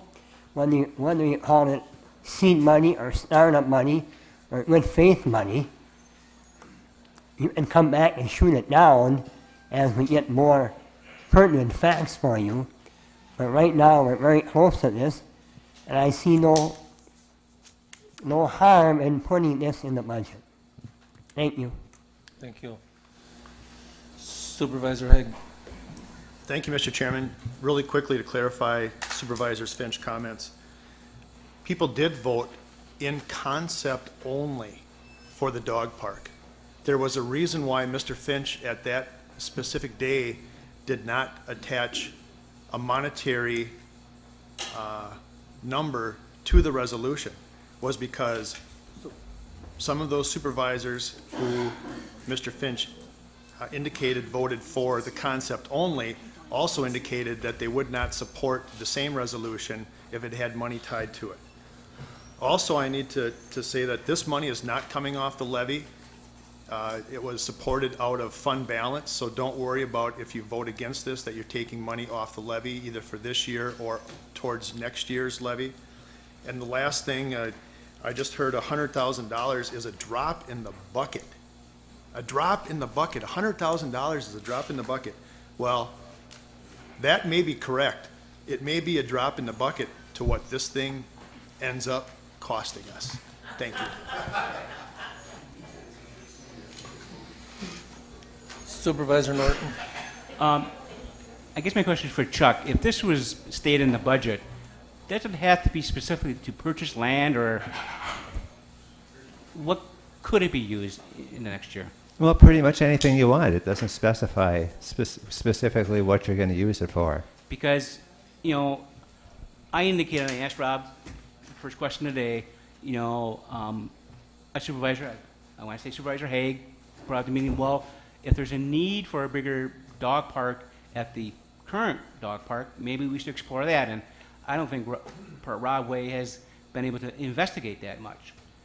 And I guess I would like to leave the money in just to see if we need funds to investigate and do that in the future, or maybe do some other things. I mean, the supervisor in question who brought this up at the meeting at August when the dog people were here said that we should spend money on to treat the tree problem. We could do that if we kept $100,000. You know, that's why I'm supporting it. But I will say, you know, Supervisor Gabbard, you have some very, very, very valid points. I mean, I supported the concept, and I told the committee when we voted for that back in the August meeting, I said, you have to be a little more than just the concept, and you have to tell them what they're spending the money for, and we don't know what they're spending the money for. But, you know, I'm leaving it in because maybe the money that is left in could maybe expand. The current one is too small. So, but like I say, Supervisor Gabriel brings up some very valid points. You know, the money that's in there is for a new dog park. You can't use it for the current dog park unless you come in later with a resolution to change the use of it. It's for whatever you want to do for a new dog park. So if you want to use it to expand the current dog park, you'd have to bring a resolution in later to reapply the money. Supervisor Ramos. Thank you, Mr. Chairman. I'd urge you to retain the money within the budget and defeat this amendment to remove it. When we look at this issue, I break it down to two decisions. One we've already grappled with here at the county board. The first decision to make was, is there a benefit? Do we feel in concept, is there a benefit to having an additional dog park or another dog park on the north end of the county? And we, as a county board, have gone on record saying that we do feel there's a benefit in concept, and I recognize that in concept, of having a dog park on the north end of the county. So to me, that's decision number one. We've already made that. The second decision to make is just how committed we are to actually making that concept something real. And that's a fair point. That's really what we're grappling with today. How committed we are to this concept. Now, we've heard the term seed money quite a few times when we've debated this over the last number of sessions, and the last thing I want to do is upset Supervisor Gabbard. So I'm going to change the term to commitment money because I think that's really what it is. It's a demonstration of just how committed we are to that concept. And I think it isn't kind of important for us to demonstrate whether we are committed or not. When we look at capital plans, we do it all the time, where we put placeholders in place demonstrating our intent going forward. We also put money in budgets as commitment money, so to speak, to demonstrate our intent and our commitment to a project. Supervisor Finch kind of referred to one previously. We, so to speak, put commitment money into our budget, I think 2 years in a row initially, before we were looking at and actually purchasing land near the airport. Now, I'll admit there's a difference in terms of what the ramifications of each of those are, but nonetheless, it was a demonstration of our commitment to that. And commitment, in my opinion, leads to donors. Donors want to know just how committed you are. Just as when we put that commitment money in place for land along the airport, that was a sign of preparation and to developers of just how committed we were to that sort of concept as well. I firmly believe if we put this sort of commitment money in this budget, there will be donors that come forward. Now, if there are not donors that come forward, then we have another decision to make. But I would argue until that point, if we want this concept to, if we want to see if this concept can really become something fruitful, we need to demonstrate on our end our commitment first. So I'd urge you to defeat this amendment and retain the $100,000 as in the budget. Thank you. Thank you. Supervisor Olson. Thank you, Mr. Chairman. About an hour ago, I heard about how nobody knows what's going on at the airport, and there's no planning, and if there is plannings, we don't know, and so, you know, that's one of the basis of the opposition to things going on at the airport. I also acknowledge that Mr. Singstock's comments were very valid, and it's something we as a committee have to address. This goes right against what we're talking about. $100,000 thrown in the budget, no plans, like my colleague Ms. Gabert said, no plans, don't know what we're going to do, let's just throw it in there, and hey, if we get donors, fine, if we don't, well, that's another matter. It's kind of like we're taking these $100,000 and saying, well, let's roll the dice and see what happens, and if it doesn't happen, well, that's it. I strongly, obviously I authored this amendment, and I strongly feel that unless there's some firm plans on what you're going to do and how you're going to do it, and there's always a possibility that we can readdress this issue once a plan has been made, and once a solid plan has been made and presented, we could revisit this issue and then maybe reconsider it. Thank you. Thank you. Supervisor Wingren. Thank you, Mr. Chairman. The decisions that we're making this week affect all the residents of our county 2015. Money is tight. We need to develop a list of wants versus needs. We need to keep spending on a short leash, or we're barking up the wrong tree.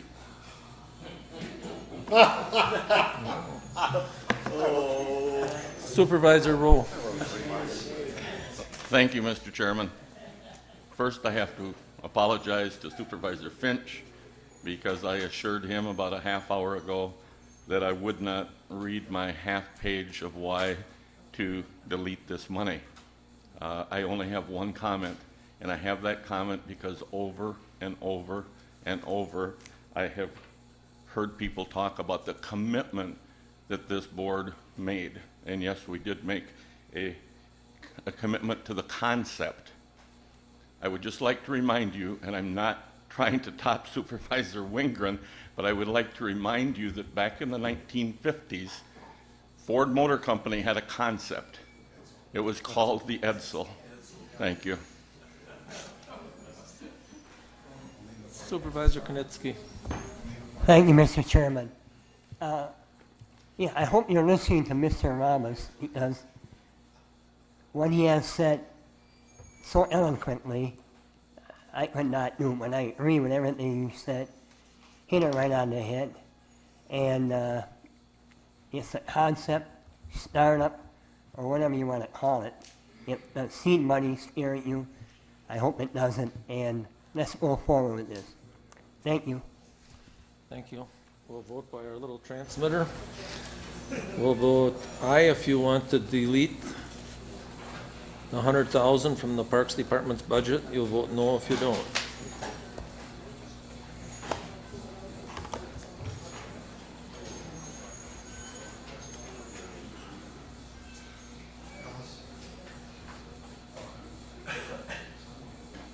It'll be 14.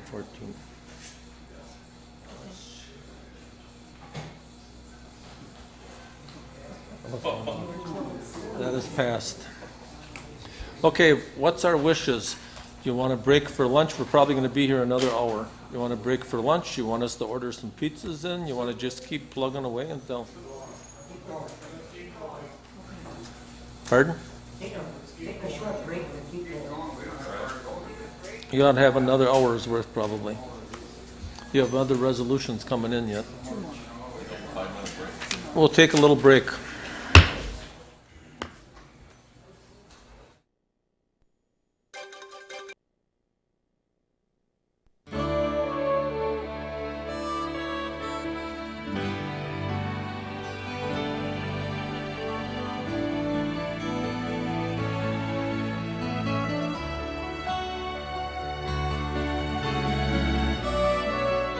The Winnebago County Board is currently in a break. Please stay tuned for continued coverage. For broadcast times of local government meetings, check our website at oshkoshcommunitymedia.org.